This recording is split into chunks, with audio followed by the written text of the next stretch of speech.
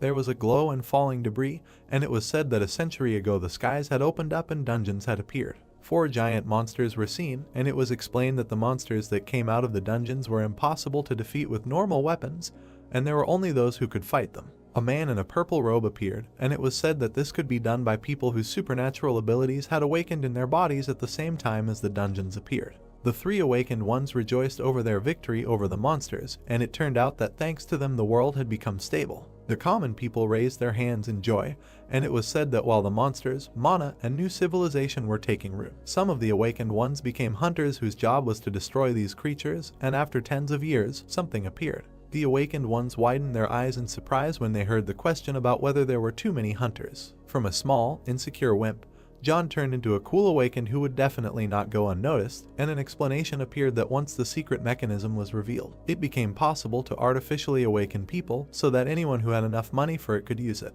On the phone screen, news about hunters and a happy ending for a professional hunter appeared, and it turned out that the number of people wanting to become hunters was also increasing. The eyes of a man in a white shirt were blurred, and he asked if anyone wanted to become a hunter, to which he received the answer that they did. The dawn of the great era of hunters had arrived, and a blue magical portal appeared, near which people were pushing, trying to get forward. Because obvious problems began, the government came into the scene and established a professional exam, and only those who passed it were allowed to become an active hunter. A teacher appeared among the sheets of paper, and it was announced that educational institutions had appeared that prepared for passing the exams. The guy was doing squats with a barbell, and the story continued about how they provided the necessary information and trained students. The man with the book raised his hand, and it turned out that eventually private institutes appeared that trained future professionals in their field, and they were called hunter academies. A cough was heard, and drops of blood appeared. Standing in front of a giant dragon, the protagonist asked how such a person could exist. Lowering his eyebrows, the protagonist asked if he was a frog in a well.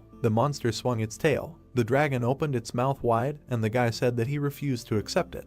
The monster's claws appeared, and Sajin muttered that in order to become a hunter, you now need to attend an academy. The guy struck the monster and killed it. The protagonist's magic staff left a trail cutting through the air. A bright magical light was visible in the stones. Opening its mouth, the dragon released dark forces directly at the protagonist. Sajin put the spear on his shoulders and looked up. Holding the spear forward, the protagonist recalled the instructions of each professor and explained that the institution he was going to was in a completely different dimension than all the others. It seemed like black fragments were falling. Closing his eyes, the protagonist walked away from the dead monster. Taking the phone in his hand, Sajin smiled. A question appeared asking if the guy wanted to sign up for a class, to which the protagonist wondered which class he should go to. The hero swiped his finger, and the protagonist answered the question in the affirmative. A notification appeared that the class was starting, and gratitude to the students for choosing the Academy of Transcendence. The confused face of 27-year-old Sajin with a helmet on his head appeared. Holding the straps of the load with his hands, the protagonist explained that he was awakened naturally, given more strength than others at birth, and continued that in order to pay off the debts of his parents who died in an accident shrouded in mystery, he has been transporting slain monsters for 9 years. Placing his hand on the bag with the monster's body, Sajin explained that there is only one thing that helps him endure such hard work and the psychological pressure of death. Wiping his face with a towel, the protagonist thought about his dream of becoming a professional hunter. The protagonist's colleague held out a glass and offered him a rest, asking how Sajin was doing with becoming a hunter and how he was doing with money. To which he replied that he was still looking for a good academy, but there weren't many inexpensive ones. And another man asked if the guy could become a hunter at least because he was awakened, and received the answer that the hunter exam had been instituted 50 years ago, and attending the academy was now mandatory. There was no way to shirk. Raising the drink to his mouth, Sajin understood that this was true, because most of the teachers in these academies were active hunters who shared their experience, taught cool skills that you need to know before risking your life. Behind the heroes, a sign was visible stating that the Hunter Academy was seeing a record number of applications. The guy who graduated from the academy turned away from the common man, and it was said that because of this, a huge gap formed between the uneducated and the academy graduates, because the time had come when it was necessary to study at the appropriate institution in order to become a hunter. Sajin, happily looking at the phone, realized something. The protagonist's balance appeared on the phone screen, and he realized that now he had enough money for a year of study at the academy. Colleagues turned around at the sound of the protagonist's phone, and he muttered that he wanted to go to better places, but they were too expensive, and this place was not so bad. Advertisements began to arrive on the protagonist's phone. to which he, surprised, thought that this was the first time he heard about the Transcendent Academy. Gautama gestured with his fingers, saying that the paradigm had shifted and a transcendental fury was about to strike the universe, and all experience and knowledge had been selected by teachers who were over 10,000 years old. It turned out that each student had to complete an individual test, and the student who had passed the 9th grade sword master exam said in an interview that he had registered here with no expectations, but joining this academy had been the best decision of his life. Following this, the student who had passed the 5th grade Sage Ascension exam thanked the academy in an interview with a wide smile. Saju's phone continued to receive advertisements for admission and grateful reviews about the academy, and it was said that he too could become one of them. A bright glow appeared on the phone screen. The protagonist looked at it in bewilderment. Saju's eyes turned white, and he wondered what kind of crazy person had created this advertisement. While browsing the academy's website, the protagonist said that their website was the same as any other academy, and all the teachers had weird names. Then his gaze was caught by the Professor Great Sage, and Sajun wanted to see what a teacher with such a name was like. The Great Sage appeared, waving his hand. Sunukun greeted the protagonist and said that his main weapon was the Rui staff, but sticks and spears were not much different from it, to which Sajun, putting his hand to his face, was surprised that the teacher was a monkey. Holding the phone in his hands, the protagonist said that the lesson looked normal, given its concept, and Sunukun said in the video that it was difficult to understand the theoretical explanation. Swinging his staff, the Great Sage first used the deflecting movement skill and then dispersal. The enemy appeared, and the teacher explained that then you need to rotate the staff back inward and use the grab. A blue magical glow appeared, and Sunukun finished the story by saying that at the end you need to pierce the enemy with one move at a certain point using the pierce skill. Sajun asked with his mouth wide open what it was, and did not understand where the mountain had disappeared to. The protagonist, holding the phone in his hands, shouted that this did not look like CGI, and that it was impossible even for S-class hunters. In front of the protagonist, an offer to sign up for a class taught by a great sage appeared. Sajun looked at the phone screen with his lips down. The protagonist pointed his finger at the sign-up button for the class, but an error appeared because the protagonist is not a member of the academy, and then an offer to register an account and pay a membership fee, to which Sajun was indignant that even creating an account costs money. A notification about paying a registration membership fee of 40,000 appeared. The protagonist brought the phone screen closer to his face and looked at the amount of the fee. Seeing the figure of 40,000, the protagonist put the phone away from himself. The cloudy sky was visible, and Sajun's scream could be heard that they were damn charlatans. Carrying the corpse of a monster on his shoulder, the colleague asked the guy if he was going to enroll in the academy. The man placed the body on the protagonist's back and said that this is why the protagonist is in such a good mood, and asked what kind of institution it was, to which Sajun replied that it was called the Ark and the teachers there were pretty cool. A special hook was lifting the body of a large monster, and the colleague asked the protagonist not to forget him when he got rich, to which Sajun agreed and asked if the man would be dealing with the monsters he caught, to which the colleague replied that it sounded great, and would he finally get a dragon. Raising his hand, the protagonist said that not only that, but the colleague would even be able to play soccer with a skull. Sajun appeared, carrying the monsters' bodies to a pile, and it was said that someone once said that life seems like a comedy from afar and a tragedy when you look closer. The chain with the big monster broke, and someone called out to the protagonist. There was a bandage on Sajun's face, and it was said that in order to laugh sincerely, one must accept one's pain. The doctor, with his lips pressed together, said that the protagonist had nerve necrosis in his legs, and suggested that the broken bones were enveloped in nerves during the healing process, and all this was due to rapid regeneration since the protagonist was awakened. The head of the enterprise, throwing up his hands, shouted that there would be no compensation, and asked what would happen to his nephew's reputation and his own if the world found out about what happened at their enterprise. A medical lamp illuminated the room, and the doctor said that the operation would cost 40,000. The doctor explained that the operation needed to be performed as soon as possible. If they waited a little longer, the nerves would permanently attach to the bones, and they would be unable to help in any way, then asked the protagonist to take the envelope, and it was said that therefore one must be able to look far into the future. The protagonist sat on the hospital bed with his mouth slightly open and said that he was looking into the future while he endured this hellish labor for 9 years. Unfolding the envelope, Sajun noticed that all his savings had been spent on the surgery, and all he had left was the 3,000 that Manchel had given him, the damn 3,000. A notification came to the protagonist's phone, and he wondered if he could go through this again. The protagonist looked at his phone in confusion. The screen displayed messages about new students being able to take advantage of a special offer and get an absolutely free pass, to which Xiaojun thought that this was the same Transcendent Academy. The protagonist scrolled through the messages and thought that after that day, he could not find it again, and a notification appeared saying that the guy's registration fee would be calculated taking into account his situation. The registration membership fee was 3,000, to which Xiaojun, with his lips pressed together, was confused and wondered if the last time it was 40,000.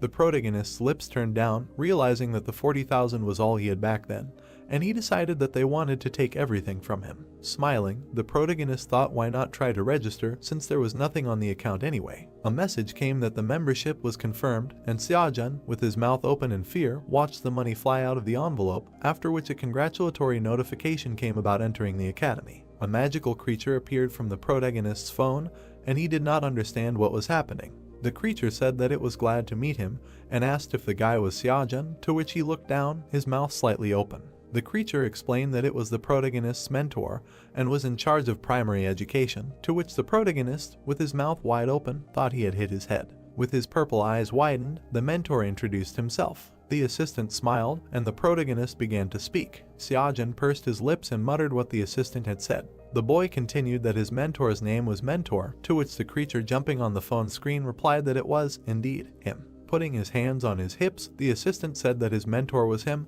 and his name was Mentor. Looking away, Xiaojun clarified that maybe Mentor was Odysseus' teacher, to which the hero of Greek mythology was surprised that the protagonist knew him, and the assistant replied that he was the first student he had mentored, and since Odysseus became a transcendent, a lot of time had passed, but he still occasionally got in touch. Frowning, Mentor explained that in any case, their academy trains those who want to go beyond the limits of their race. Xiaojun's eyes widened in confusion. Leaning on his hands, the protagonist clarified that this academy is for transcendents, not hunters. The mentor placed his hands on the phone and asked how they could even be compared since they were on a completely different level. The protagonist raised his hand and started talking about S-class hunters while the assistant pressed buttons on the phone.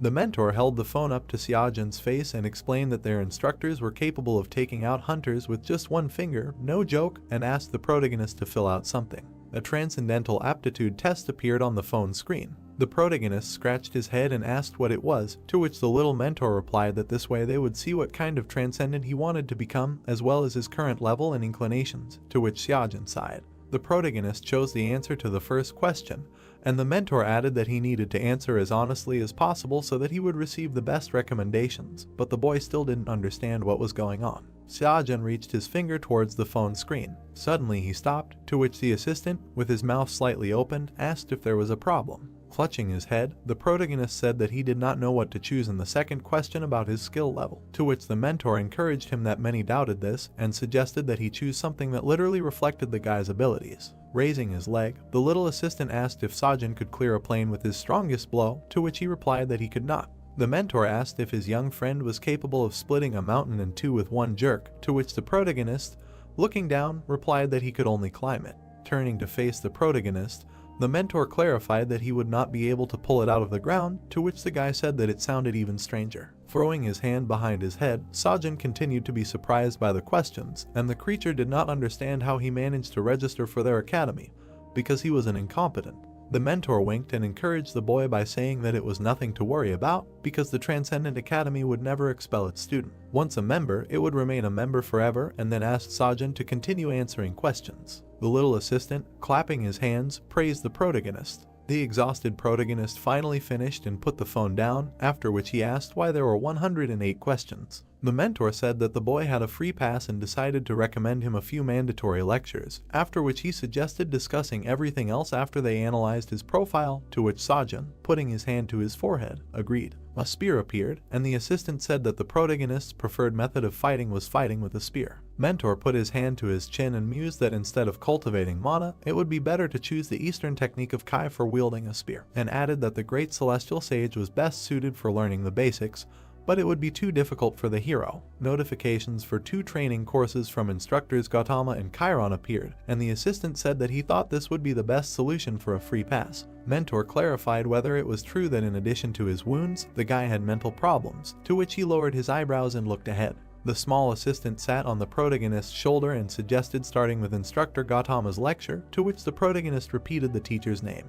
A question was heard in the room about whether the creature was talking about Buddha, to which the mentor replied that the instructor denies it, but all the students address him that way. The teacher's face appeared, and mentor said that due to his lectures on psychology, he is one of the most famous instructors and his subject is required for the exam, and added that usually a huge amount of money is required to attend this lecture, but Gautama is very insistent on saving poor souls, to which Sajin asked what the hell. A notification appeared that upon completing the lesson, he will receive the unwavering heart. The protagonist did not understand what this meant, and the little assistant explained that this is the reason why this lecture is necessary, because it can help to succeed in almost any direction of transcendence. Winking, the mentor explained that even if he felt like he was going crazy, he should definitely watch the lecture to the end, to which the protagonist asked him again, and he replied that the guy would understand everything when it started. The little assistant disappeared in a pink glow and said that he would contact the protagonist after analyzing his profile, to which Sajin asked him to stop. Covering his legs with a blanket, the protagonist realized that he would have to look at this lecture, after which a notification appeared that he needed to press a button to start watching.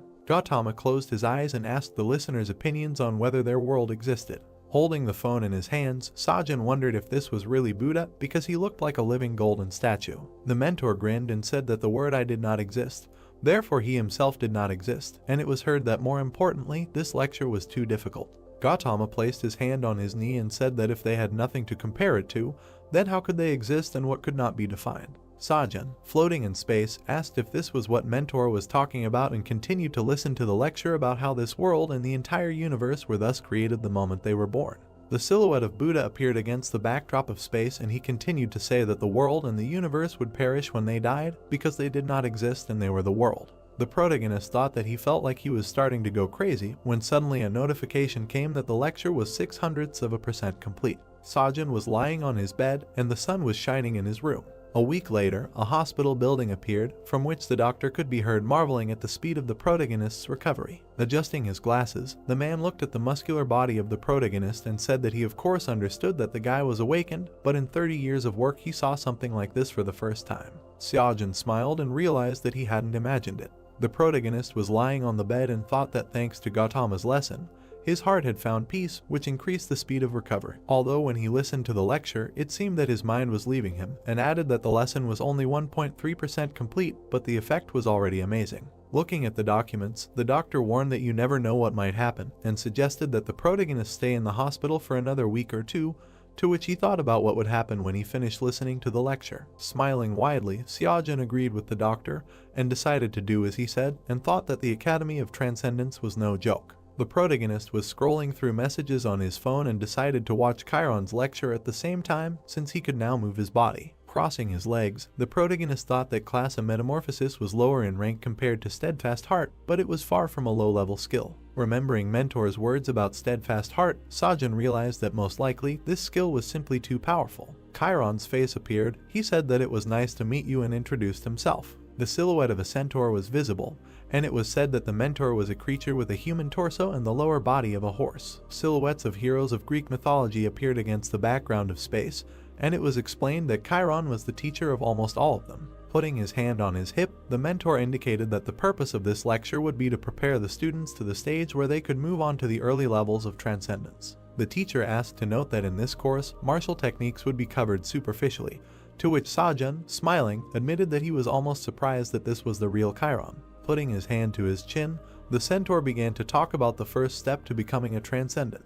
Taking the phone away from his eyes, the protagonist looked ahead questioningly. It seemed like someone bared their teeth angrily. A man with bright blue eyes shouted for the protagonist to quickly get up and go. Dropping the phone from his hands, the protagonist screamed loudly in fear. The protagonist's face became very round. Lying on the floor, the protagonist heard the sound of a notification on his phone. Signs about a new daily task appeared. The guy picked up the phone and was surprised. Standing on his feet, he asked if this would be every day. Lowering his eyebrows, Sajin remembered that the doctor said to try not to overexert himself for the next week. Yawning, the protagonist said that for now he would just listen to lectures, and he would study when he was discharged, and an uncompleted task was discovered. The protagonist poked at the screen with satisfaction and the same sign popped up again. Sitting on the bed, he did not understand how they knew that he did nothing. The guy's hair turned white. Lowering his head, he thought that everything was lost, But a week would not solve anything, there was no need to drive yourself. Looking at the Buddha, Sajin decided to listen to the lectures first. He noticed a sign that the free pass would end in 83 days. Running out into the street, the protagonist clarified whether it was given for a while. A lamppost was visible and he continued that the Academy of Transcendence is also an academy, and it is logical that not everything is free for them. Stretching his legs, the guy said that there were 83 days left and apparently initially 90 days are given, and he did not know how this academy works, but it seems that in order to increase progress, he must absorb knowledge and reach a certain level of understanding. Taking the smartphone in his hands, the protagonist did not understand why everything was unchanged. His pupils turned white and he thought that he had listened to the Buddha's lecture over and over again for a whole week, but his progress remained the same. Sungjun exhaled, doubting that he would be able to complete the course in the remaining days. Moving his shoulder, he asked if the free pass was some kind of trial period, adding that he had not trained for a long time, and before this, he did not see the point in training at all. Starting with push-ups, he said that after all, he had been carrying monsters killed by hunters for 9 years. Remembering the work, the protagonist said that the monsters weighed about 70 kilograms, so he did not need additional exercises. His sweat dripped onto the asphalt and he said to himself that although he did not know how to use magic, he was still awakened and he was confident in his physical strength. After 300 push-ups, he knocked the dust off his hands. The main character raised his hand to his forehead and said that compared to years of grueling work, this was nothing, and decided to see what happened next. He didn't understand why his push-ups weren't counted in full. Raising his eyebrows, the guy asked why only 81. He continued training. His counter didn't change. Sajin started shaking. 1 point was added. He stood up and picked up his smartphone. Gritting his teeth, he said that they weren't perfect, and completed the task. The guy did all the pull-ups. The press and squats were also done. Having run 30 kilometers, he exclaimed how this even works. The main character looked at the screen. Lying on the floor, he screamed that this was some kind of madness, he couldn't take it anymore, and the people around him judged him. From the hospital came the question of whether it was necessary to do this every day, and when to listen to lectures, having received the answer that it was not his problem. A couple of days later, the grandmother showed up. Sajin put his hands in his pockets and heard that he was getting better every day, and whether he was training again, to which he said yes, and how she was doing. The old lady, stretching out her palms, said that she was working hard. The guy's eyes widened from the news that at 5 o'clock in the morning a level 4 monster was discovered in Seoul. Looking at the reporter, he continued to listen to the association claim that he was in hibernation, which, as it turned out, the transportation service did not know, so the monster ended up in the city center, where it woke up from sleep. They showed a hunter and the host added that many could have died. The protagonist, with his pupil bulging, heard that by pure chance, an awakened one was nearby, who repelled the attack of the monster. The main character stood with his hands down and the reporter said that he was a student of the Gaon Academy, and the granny said that the hunters saved them again. She, opening her mouth, said that they are great people. Looking at the youth, she asked if he was awakened, receiving a positive answer. Taking his hand, the old woman asked if he was a hunter, would they show him on TV. Lowering his eyebrows, Sajin wondered if she thought that the news showed just anyone. The man held a newspaper and turned to them. The granny, narrowing her pupils, listened to how it was very difficult to become a hunter now, a 1 in a million chance, and asked if this was true, how everything had changed, in her time it was different. The stranger, opening his mouth, turned to the student. Putting his elbow on the armrest, he said that he did not even study at the academy. He was just wasting his time training, he would not become a hunter, he should give up. Remembering past moments, the main character listened to the words so as not to waste his youth on unrealistic dreams. He frowned. Granny scolded the man with her finger, and he said that he wanted to help. The old man, hearing that he would decide for himself what to do, became very angry. The protagonist, opening his mouth wide, added that he should get on with his life and that no one should interfere with his. Sweat ran down the stranger's cheek. Clenching his fist, he shouted that they should just look at this rude man, and by the way, it is worth listening to the advice of elders. As he left, the guy thought that this was nonsense. He was a student at the Academy of Transcendence and had already felt the effect of the training in a week, and here he could become a professional hunter. The guy exhaled menacingly. He, running along the road, added that he would definitely become one. A girl appeared and she covered her mouth, saying that she was tired of being a hunter. She, fighting monsters, did not understand the point of this academy. Striking blows, she continued that everything costs money, there are almost no students. The huntress plunged her sword into the monster. Standing on its remains, she said that it was possible to die of boredom. A bloody paw lay on the ground. A small building appeared. Sajin, jumping onto the bed, was glad to have his home. The doctor adjusted his glasses and asked if it was only 2 weeks. The guy, resting his head on his hand, said that he had been in the hospital for 2 whole weeks, and his apartment was small, but the best. The protagonist's pupils bulged. Watching the drops drip, he thought that there was still a year until the hunter's exam. The bag was lying by the door and he clarified how much money was left in the account. The protagonist was visible through the bars on the window. He, opening his mouth, realized that he had nothing at all. Taking the phone, Sajin said that he had already finished the assignment.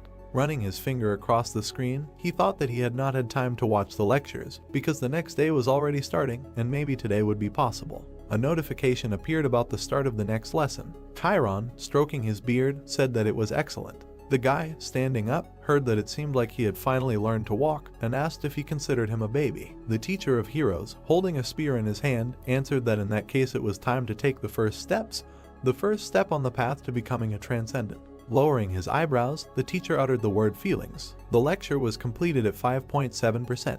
The next morning, a construction site was visible and it was heard that he thought that he needed some kind of complex operation, but it turned out to be some kind of trifle. The worker, folding his arms, said that he was deprived of intelligence since he decided to come back here and let him know that if this happens again, he will not get off so easily, and the protagonist thought that he did not want to come back, but he had no choice. The main character, squinting his eyes, said to himself that, apparently, he felt guilty, albeit a little. A container with windows was visible. Xiaojun, sitting on a bench, exclaimed that it all came down to money. If he didn't work, he wouldn't have anything to eat, and if he worked, he wouldn't have time to study. Closing his eyes, the guy continued that if he didn't do his daily assignment, he wouldn't be able to listen to Chiron's lectures. Through the sweat on his face, he wondered if he should at least review the previous classes and what Chiron had said in the last lecture, remembering that something about feelings. His workmate, with his mouth slightly open, heard that 5 senses play a key role in combat, namely sight, hearing, touch, taste, and smell, all the familiar 5 senses. The protagonist's colleague looked at him. The hero's teacher, folding his hands, added that first they perceive the stimulus, then they recognize it and then draw a conclusion, but this is too slow and he will teach them how to speed up this process as much as possible. With his jaw wide open, he continued that they would learn something completely different from these 5 senses, hidden in them. The protagonist, his eyes wide, listened to the end that the 6th sense was intuition. Xiaojun's comrade, enticed, exclaimed that he should have at least warned them that he was coming, since they hadn't seen each other for a long time. He made a surprised face. The protagonist frowned. The builder, holding his fist, asked if he had eyes on his back, how he dodged. Shouts could be heard from outside. What are they doing here? They came to work, so they should work. The colleague, with dilated pupils, asked if he could handle it. There were at least 200 kilograms here. The guy, smiling, replied that it was okay, let him load it. He was carrying the remains of the monster on his back. The workers looked at him in surprise. The protagonist's comrade, with his mouth slightly open, thought that he was lively, and it seemed that everything was really alright with him, and it was heard that they would continue after the break. The protagonist, clenching his fist, did not understand why he felt as if the strength was overflowing him. Xiaojun, squatting, said that he could do his daily task. There would be no time after work anyway. Wiping away the sweat, he said that he would check if he was doing everything correctly. The protagonist's pupils narrowed. He saw that one squat was counted as 3. The guy, standing still, realized that it was because of the extra everything increased in efficiency, and his comrade shouted that he should rest. The protagonist, raising the corners of his lips, said that it was great, and the conversations of the workers were heard. Xiaojun, grabbing pieces of meat, exclaimed that why allocate time for exercise if he could train during work. While doing push-ups, he added that the more weight, the less to do. Words appeared in the sky that you can work and spend time usefully, kill 2 birds with 1 stone, and the protagonist began to do pull-ups, and his colleague shouted that he would overexert himself. The guy, lying on the bed, said that he was going to die. Remembering his work, he said that combining work and classes turned out to be very effective, but very difficult, and who would think of training and dragging monsters at the same time? The protagonist sat down. He looked at the phone. Looking at the completed tasks, he realized that he had saved a lot of time. The protagonist, tucking his legs, said that it was only 10 o'clock and he had already listened to both lectures, and it was good that he had finished so quickly, but he felt that he was wasting his time. Running his finger across the screen, Sajin wondered whether he should watch it again. Holding his chin, he continued that it might be better to sign up for another course, and apparently, rewatching does not affect progress, and the idea is not bad. Sheet free pass, he decided to choose something else. He noticed Professor Xiangu's lesson. The boy widened his eyes and asked if he was talking about the same hegemon king. Imagining him riding a horse, the boy said that he was the legendary ruler of Western Chu, known for his superhuman strength, and it was not for nothing that they say about him that one can go against 7. Seeing the registration plate, he added that it sounded good, and besides, it was free. Xiangu, opening his mouth wide, shouted that since he signed up for this cruise, He was just a loser who did not even know the basics, and he was a non-entity who wanted to wield a spear. The protagonist, hearing these words, sweat began to flow. The hegemon king, holding a spear in his hand, exclaimed that he would teach him. All the simpletons could be free. The daily task boards appeared and the man continued that you just need to swing the spear, feel it with every cell of your body, let them understand it, and then come back. Sajin lifted his smartphone and was surprised by the new task. Hitting his leg, the protagonist asked if he had said only a couple of sentences and if this was the whole lecture. A notification was visible on the screen and Xiangyu said that if he wanted to master the spearman's skill, he just needed to swing the spear. While in the apartment, the protagonist did not understand why all the tasks were like this. The manager, looking at the girl, said that they had not had a single accident at their production facility, all thanks to safety precautions. There was absolutely nothing to worry about.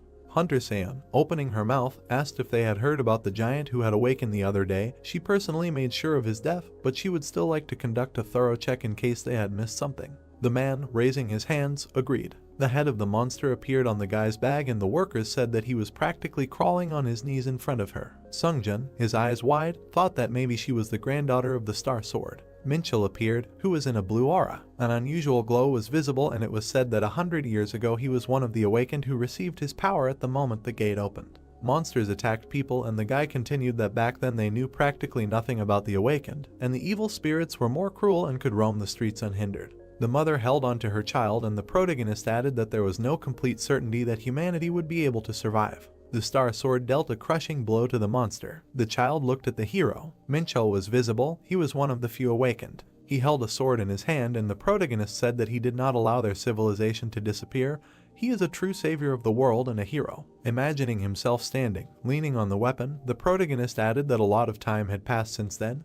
He was already quite old, but still a heavyweight in his field, capable of competing with anyone. Sungjun closed his eyes. He lifted his load and said as if he cared. Si-yoon, putting her hand on her side, asked what he was doing, receiving an answer that she should not pay attention to him. He had been like this for a week. Adjusting her hair, the girl thought that he had gone crazy and the guy was counting. The protagonist's comrade heard that the guy would throw the corpses here and continued counting. Looking at the monster's hand, the man lowered his eyebrows. He, putting his hands on the table, asked when he would calm down, to which the protagonist replied that since he had started the course, he needed to find out how it would end. The open mouth of the evil spirit was visible. Sungjun, opening his mouth, said that there was a point to these activities, and his friend did not understand what the point was. The worker, frowning, exclaimed that he would kick the bucket so soon, and since he had dragged it here, he should get out of here, and the guy said that he would bring more. The comrade stood by the table and grinned. He put his hand on his side. The protagonist, turning around, heard something. The monster jumped out of the pile of meat. It opened its mouth fiercely. The protagonist, wide-eyed, was shocked. Xiangyu yawned from boredom.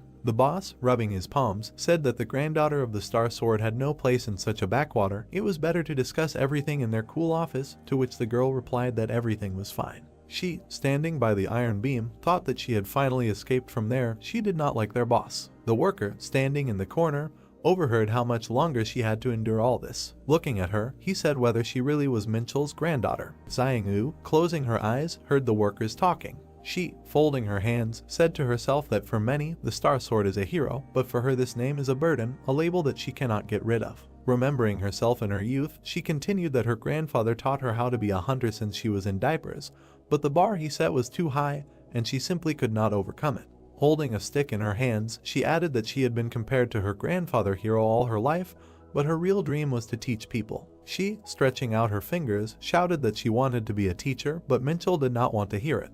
He, turning away, told her not to bring up this topic again, to which the girl thought that because she was his granddaughter, she could not live a normal life, but they came to a compromise, and she founded an academy of hunters. The students, opening their mouths, clarified whether that same Star Sword would really teach them. Xiangyu, holding a paper in her hands, answered that her grandfather had nothing to do with it. She would be the teacher, receiving the answer that they were deceived. She, wide-eyed, did not understand what was going on. The light fell on her and the granddaughter continued that when it turned out that her grandfather did not teach at her academy, everyone immediately lost interest and left. She clenched the documents, scattering them. The girl said that they only wanted the Star Sword, but not her. Walking through the Enterprise, she thought that even the few that remained left the academy after her grandfather's threats, and therefore no one knows about her now. Squeezing her fist, Xiangyu wanted to have at least one worthy student. One of the workers, his mouth open, shouted for everyone to run. The granddaughter, hearing about the monster, lowered her eyebrows. Sungjun looked at his comrade with concern. He clenched his jaw, not understanding why the monster suddenly came to life. His colleague, lying on the floor, shouted for him to run. Hearing that the protagonist should forget about him and let him save himself, he, lowering his hands, realized that he would be killed. The protagonist narrowed his pupils and repeated that he would definitely be killed. Introducing the evil spirits, he said that an ordinary person would never defeat the monster, as would an awakened person who was unable to use magic, and this was something of the 4th level with which even a professional would have a hard time. The guy remembered that there was a hunter named Xiangyu. He took a thick pipe and understood that it would not be in time, he would simply be bitten to death. Seeing his friend, he said that they needed to act right now, and someone had to do something urgently, otherwise he would not be saved. The monster licked its mouth with its tongue. Sungjun, slightly opening his mouth, wondered who could. The monster opened its mouth. The protagonist swung the pipe. He, running, threw his backpack. The protagonist fiercely raised his weapon. He scared the monster away. Standing in front of the enemy, the guy shouted for his comrade to run faster. The colleague, lowering his eyebrows, asked how he could do it, having received the answer that then they would both be eaten. Taking a fighting stance, Sungjun realized that he was alone and needed to hold out until the hunters arrived. He directed his gaze at the monster. The protagonist, continuing to hold the iron bar, said to himself that there was no need to be afraid, that he needed to control himself and not stand like a pillar. Raising his eyelashes, he remembered Gautama's words that he was the universe, let him observe the world. Imagining water beneath him, the protagonist heard a voice that he needed to know the origins. His essence, these were the words of Buddha. The evil spirits began to approach. Gautama, appearing behind the guy, said for him to embrace the entire universe and think about where it was moving, and Sungjun rejected his emotions. The monster pushed off the ground with its paw. It ran towards the protagonist. The protagonist ran and realized that then his wildly beating heart would calm down on its own. The monster had long claws. It struck. The fighter, imagining Chiron, heard his words that he should not think, but move, otherwise it might be too late. He would have to trust his instincts. The guy dodged the attack. He jumped back. The enemy began to swing his tail. Sungjun pushed off the floor with the help of a pipe. He flew high into the sky and said that you need to rely on your feelings. The beast growled fiercely. The protagonist, tumbling, saw a blind spot. Raising his eyebrows, he did not understand when to attack and what to do. Xiangyu, folding his arms, said that in order to lift a mountain, strength alone is not enough, you need courage and zeal. The protagonist, lowering his head, listened that he needed to trust them. He was able to break the mountain in half, and he should not dare to doubt himself. The awakened raised his hands up. His eyes left shining traces, and he decided that he could cut it. Looking at the monster, the protagonist added that he simply had to. The monster stood on all fours. It showed its fangs, and it sounded like a force capable of moving a mountain, tearing it out of the ground. Sungjun's eyes turned white. He delivered a slashing blow. A powerful explosion occurred. Xiangyu, running past the workers, clarified what was happening there and what kind of explosion it was. Her pupils dilated. The girl saw the protagonist. He cut the enemy in half. The protagonist bit the corners of his lips. Sweat was running down his face. Clutching his head, the guy said that it really worked. A tablet appeared with the progress of lectures, which increased. Minchel's granddaughter wondered what happened here. Seeing Sungjun standing on the head of the beast, she added that some loader, who didn't even study at the academy, dealt with such a monster with a beam instead of a normal weapon. The guy's mouth dropped open. He ran past Xiangyu and shouted about Mr. Taking his hands, the protagonist began to ask if he was okay, if he was injured, to which he replied that everything was fine. The leader, rubbing his palms, said that they really checked, but it seemed that they made a little mistake. And the words of the protagonist were heard that they themselves knew how much he had been training lately. It was better to go to the hospital, just in case. The loaders stroked his head. Xiangyu, her eyes wide, said that here he was, a worthy student. The main one, raising his hand, asked not to say a word about what happened today. Xiangjun, saying goodbye to his friend, exclaimed that he should definitely visit the doctor, to which the latter replied that he had been pestering him for so long. The protagonist looked at his phone and was surprised. He saw progress and exclaimed that when he re-listened to the lectures, he had never seen numbers close to that. Putting his finger to his mouth, the protagonist asked if it was because he had defeated the monster, adding that it was better to see once than hear 1,000 times. Lowering his eyebrows, the boy realized that practice was the best way to improve his progress in the lectures. Scratching the back of his head, he said that in order to get at least a temporary license, he needed to enroll in the Hunter Academy, and without it he couldn't get into the dungeon, and he would have to save up for training again, but the Transcendent Academy couldn't give him a license. Xiangjun, turning his head, heard someone address him. Xiangyu raised her hand and asked if she could have a word with him, and the protagonist remembered that she was the huntress who worked for their company and the granddaughter of the Star Sword. Turning to her, the protagonist did not understand what she needed and said that he was listening to her, and she replied that she would get straight to the point. With her mouth wide open, the girl asked if he wanted to meet his grandfather. The guy looked at her indifferently and replied that he did not want to. Minchel's granddaughter, rubbing her chin, had no doubt that he wanted to which Sungjin waved his hand and left. The sunset appeared and the huntress asked him to stand, and the protagonist wanted to quickly come home and listen to lectures. Xianglu's eyes turned white, and after introducing herself, she thought that she had never seen anything like this in her entire life and did not know what to do. The protagonist frowned and asked what this miss was offering him to join her academy, where there was not a single student, and in fact, the academy was only on paper, which made her wonder who he was. The huntress remembered how he did strange exercises and said that even if the monster was greatly weakened, it was still level 4, and he cut her in half, adding that he definitely wanted to become a hunter. Stretching her hand out to the side, Xiangyu exclaimed that they had everything he needed. Good equipment and everything else was enough, only there were no teachers, but she could, and Sungjin interrupted her that he did not need any teachers. The huntress clenched her jaw. She lowered her head and asked what if she persuaded her grandfather to take him as a student. The guy turned away and replied that he was not interested. What did the girl think? That all hunters dreamed of learning from the Star Sword? Would he really miss such an opportunity?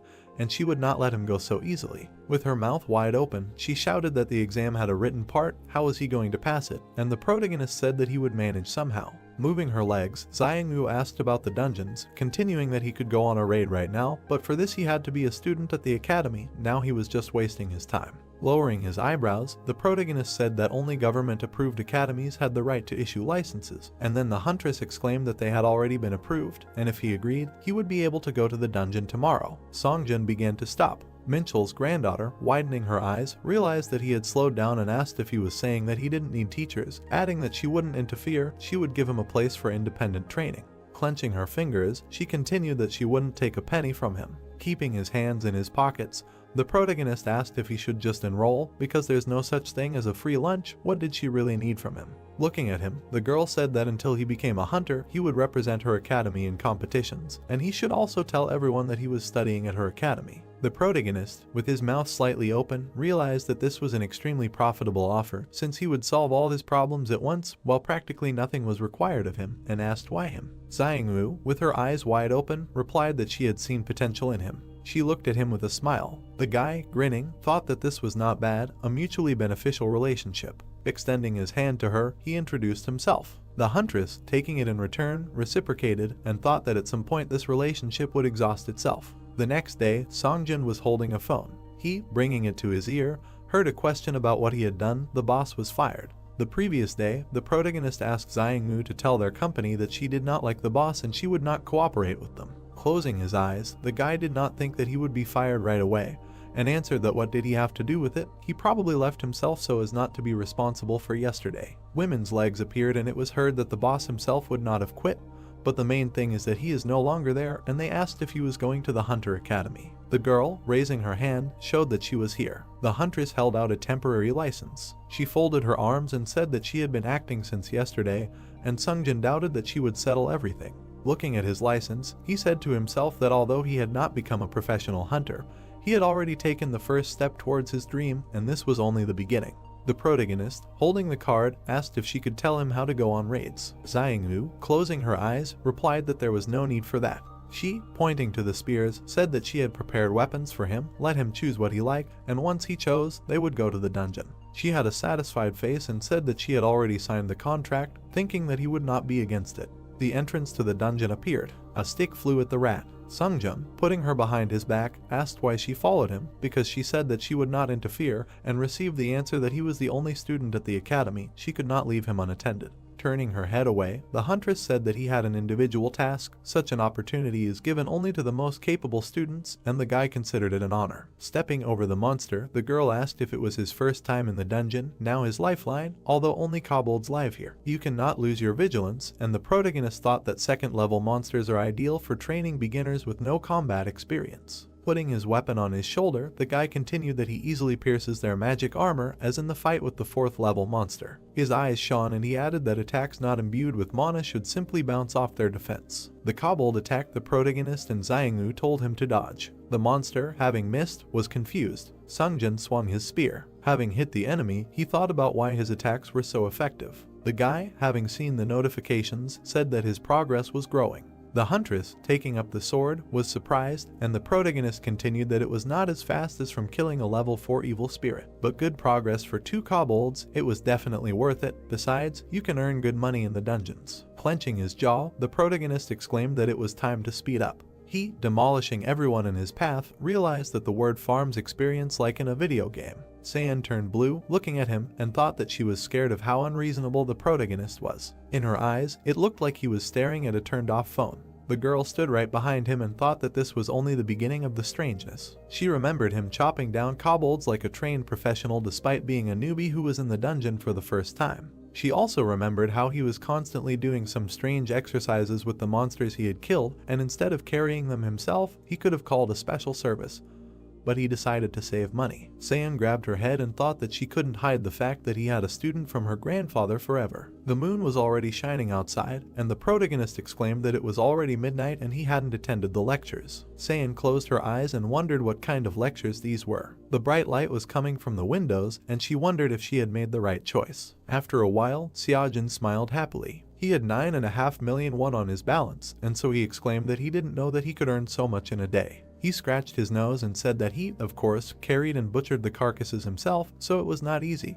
But all his efforts paid off. He opened his eyes and said that the problem was that all this took too much time and effort, because he did not even have time to listen to the lectures. The protagonist stood near the crosswalk and wondered if maybe he should ask Mr. Munchel to work together, because he trusted him, plus they could stay in touch, and if he opened his own business, then everyone would benefit. The green light came on. The protagonist walked along the crosswalk and wondered what to do with the money. He remembered how he killed the monster, and therefore thought about the fact that by clearing dungeons he both earned money and increased his progress in lectures. But everything was going slower than he expected, plus they gave nothing for the last kobold. He remembered the Great Sage and wondered if there was a quick way to become stronger. The Great Sage assumed his battle form, and the protagonist wondered how to become as strong as the Great Sky Sage Sunukun. Xiaojin stood up. Suddenly, his eyes widened in surprise. A selection window appeared on his phone, and he remembered that he had seen a part of the Great Sky Sage lecture, but he had no money before, so he had forgotten about it. But now he could afford it.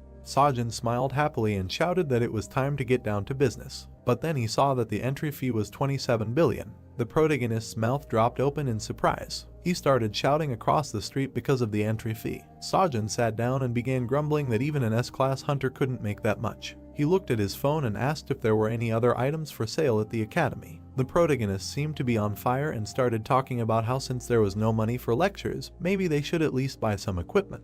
The phone said there was a transcendental shop that sold training equipment. Xiaojin opened his mouth in shock and said he couldn't believe his eyes. There were a lot of good equipment and elixirs on sale there. The protagonist grabbed his head and said that even if these were all lines, they were legendary items. He sat down and began to think that even he, who did not understand weapons, understood that this was something incredible, because the equipment was made by the students of the academy, which meant that all of this was made by transcendence. The protagonist smiled and mentally said that he could not even imagine that it was so easy to get a legendary weapon. He decided to buy the Spear of Longinus and pressed the buy button. The system calculated the cost and it turned out that it cost 100 million. The action takes place near some building. Saiyan was holding documents in her hands, but suddenly raised her head and stopped. She saw the protagonist doing push-ups, and so she said that today he was training even harder. Xiaojin was breathing heavily, thinking about where he would get so much money for this spear, which cost 100 million. The protagonist even thought about taking out a loan and then selling the spear at a higher price, but his phone said that resale was strictly prohibited.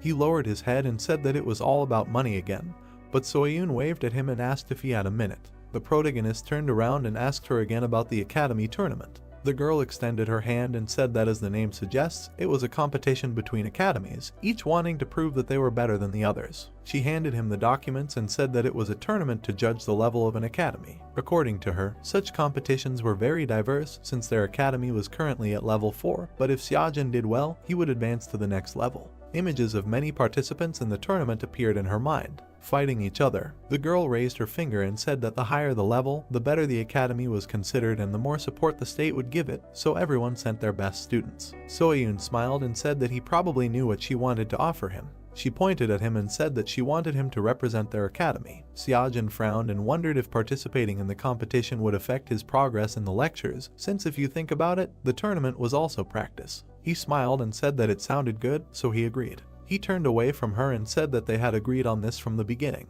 The girl put her hand to her chin and said that everything was kept a secret until the competition began, but as far as she knew, the one who got the most points from the raid and duel would win. The protagonist looked ahead and mentally said that if he thought about it, his only combat experience was with kobolds and manticores, so he had no idea how to fight against humans. The protagonist closed his eyes and wondered what he should do. Since he had already decided to participate, he needed to give it his all. He then looked at Soyun in surprise. The room was illuminated by the sunlight. The protagonist offered the girl to be his sparring partner. Soyun took the wooden sword in her hands. Xiaojin smiled, because he understood that Soyun was a B-class hunter, although B-class is far from the top of the top, but she was taught by the Star Sword himself. He saw the image of the great sword behind her. The protagonist blushed, because he thought that he, of course, was only a beginner and it was not for him to judge real hunters, but he had long wanted to know what she was capable of. Then he looked at her, because she asked if he knew that she was a B-class hunter. The young man frowned and replied that he, of course, knew about it. He got into a fighting stance, holding a spear in his hands, and asked her to give him a head start. The girl closed her eyes and said that he could attack as soon as he was ready. He immediately rushed from the spot. The protagonist ran at her with a spear and shouted that such an offer cannot be refused. Soyun calmly looked at him. In an instant, a blow occurred. The girl immediately dodged to the side. The protagonist immediately lunged towards her. He stabbed her with his spear, but Soyun easily read his attacks. She remembered how Xiaojin fought the day before. She lowered her head and thought that she had overestimated him. After all, a beginner is a beginner. A blue aura appeared around her sword and the girl mentally said that she did not know where the protagonist got the confidence that he could fight her. The girl raised her sword above her head. She slashed with the sword, intending to end the fight. However, a moment later, she widened her eyes in surprise. The protagonist blocked her attack. He held the spear in front of him and trembled, saying how difficult it was for him. Soyun's sword still had a blue aura around it, so the girl wondered how he managed to block the strike with magic. Xiaojin began to attack from the side with his spear. However, the girl managed to block the attack, but she couldn't get the thought out of her head that his weapon should have jumped out of his hands and her sword would have been right at his throat. The protagonist slid back after the girl blocked his attack. She stood calmly and looked at him. The protagonist smiled. Blood appeared on his lip and he said that then he would also fight seriously. She stood and fought off his attacks, realizing that his movements had changed and his attacks became clearer and faster. A blue aura emanated from his blows. The protagonist's eyes glowed blue. He continued to attack Soyun, remembering someone's words about first making obvious attacks and then diluting them with feints, in other words, distracting blows. The protagonist made several more attacks with the spear, but the girl blocked them too. Soyun put her sword in front of her and blocked another attack. The protagonist spun the spear and made another attack. Soyun kept her sword down, so the protagonist realized that she was now open to his real attack. He immediately closed the distance and was above her. The protagonist swung his spear. Xiaojin was reflected in her eyes, and she knew that she was in danger. An explosion occurred and a blue aura enveloped the room. Soyun stood up and wondered what just happened. Xiaojin was lying against the wall, coughing up blood. She immediately ran towards him, realizing that she had just struck with all her might without even thinking. The protagonist scratched the back of his head and said that he was fine, but in the end, he lost. She opened her mouth wide in surprise and wondered if he really thought he could win, even though he knew he was fighting a B-class hunter. The protagonist looked at her and mentally said that fighting a hunter like a monster would not work. Suddenly he looked at his pocket because he had received a notification, but a moment before that he was thinking about how much he still had ahead of him. He opened his phone and saw that his progress had increased. He began to turn his head towards her and asked if she was free before the tournament, to which the girl replied that she was free. Then he asked if they could practice some more when there were no raids. The protagonist smiled and said that it would be useful for him, but Soyun was only thinking about how much he had been beaten and he wanted to continue fighting with her. The girl smiled and said that she would do whatever he asked, and if he won the tournament, she would give him all the prize money. The protagonist suddenly turned pale and wondered if they really gave money there. Soyun put her hand to her chin and began to think out loud about how much prize money there was, and then suddenly said that the prize money was 100 million South Korean won. The protagonist immediately remembered the spear he wanted to buy. Suddenly, it seemed like fire began to emanate from him and he asked when the tournament would take place. His eyes lit up when he learned that the tournament would take place in 2 weeks. The girl grabbed her head because the protagonist immediately began to think out loud about how to train most effectively. Xiaojin picked up a stone block and began to lunge with it. The girl closed her eyes, accepting that she did not understand anything. The sky was clear. 2 weeks had passed. Many people were walking around the building. The guy in the green shirt said that he finally got to the tournament venue. He looked to the side and noticed that there was quite a large crowd. Everyone around looked at him with horror because he said out loud that although there were many more awakened, it was not often possible to see hunters fight. And where would we be without recruiters from guilds and mercenaries, and there were probably some from the government too. He walked up to the man with the red ribbon and he showed him the way. He walked into the waiting room for the participants. The boy was very nervous and wondered what to do. He walked into the room filled with participants and began to think that he was so nervous because he came alone, and he was so scared that he couldn't move. He looked at the one with the scar and admired his equipment. Then he looked at the smiling blonde and thought that they were probably all confident. Suddenly, he noticed Xiaojun sitting on the bench. The protagonist was holding an old spear and a spear bag made from clothes. The boy adjusted his glasses and looked at the protagonist. The protagonist was looking at his phone while the people around him were looking at him and saying that he was probably forced to participate.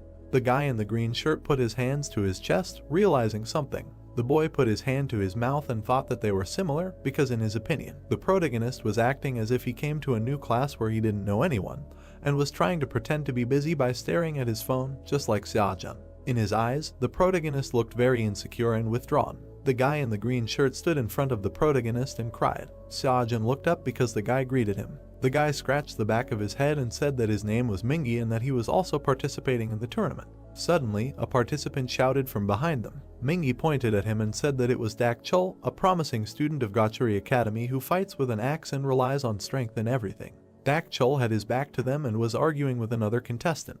The boy with the scar on his eye, Chiao Min, frowned and said rudely to him. Mingi adjusted his glasses and said that everyone said that Chiao Min was very unusual because he fought with dual daggers. A man appeared behind them and asked if they could be quieter. A red-haired boy was looking at them. The red-haired boy, Ju Huan, frowned and said that they were not alone in this tournament. Mingi lowered his head and said that this boy's name was Ju Huan and that he was a gifted student of Revenant Academy and, in fact, the winner of this tournament. Xiaojun turned around and asked him about it, and Mingi replied that Juwen usually doesn't participate in the tournament, saying that he has no reason to fight such weaklings. But apparently something happened at the academy and they decided to send him, and since he's here, the winner is obvious. They looked at the ceiling and Mingi started talking about the Star Sword. Xiaojun's mouth dropped open in shock when Mingi said that according to rumors, the Star Sword's granddaughter invited Juwen to her academy. They looked at his back and Mingi said that he didn't know the reason, but Juwen refused, so he must be very confident in himself to reject the offer of the Star Sword's granddaughter himself. The trash can fell from the impact and Juwen wondered out loud why he had to compete with such worthless people. The young man stood with his hands in his pockets and thought that if it weren't for his uncle's wishes, they would have moved on to the third level a long time ago, and besides, winning such a tournament wouldn't bring him recognition. Juwen grinned and thought that if he knew that things would turn out like this, he would have agreed to Saiyan's offer. He remembered how Saiyan invited him to the academy, and so the young man thought about how he refused because he didn't want to study at some unknown academy. But he could just use her and then get rid of her, since she was the granddaughter of the Star Sword after all. Suddenly, he looked to the side. Xiaojun frowned and looked at him. The protagonist silently looked at him and wondered how much he would get for fighting him. The young men were still looking at each other attentively, but suddenly the organizers announced the start of the tournament. Mingi began to turn his head and said that the tournament seemed to be starting. The protagonist stood at the entrance to the arena and thought about how he had been trying to reach 30% for the past 2 weeks based on Chiron and the Hegemon King's lectures, although he hadn't noticed any significant changes in strength or anything else, since the difference between 19 and 20% was much greater than between 20 and 21%. He remembered his recent fights and thought that he lacked experience compared to others. The protagonist looked at his hand and mentally said that he had been trying to compensate for the gap by training with Saiyan and fighting in the dungeon.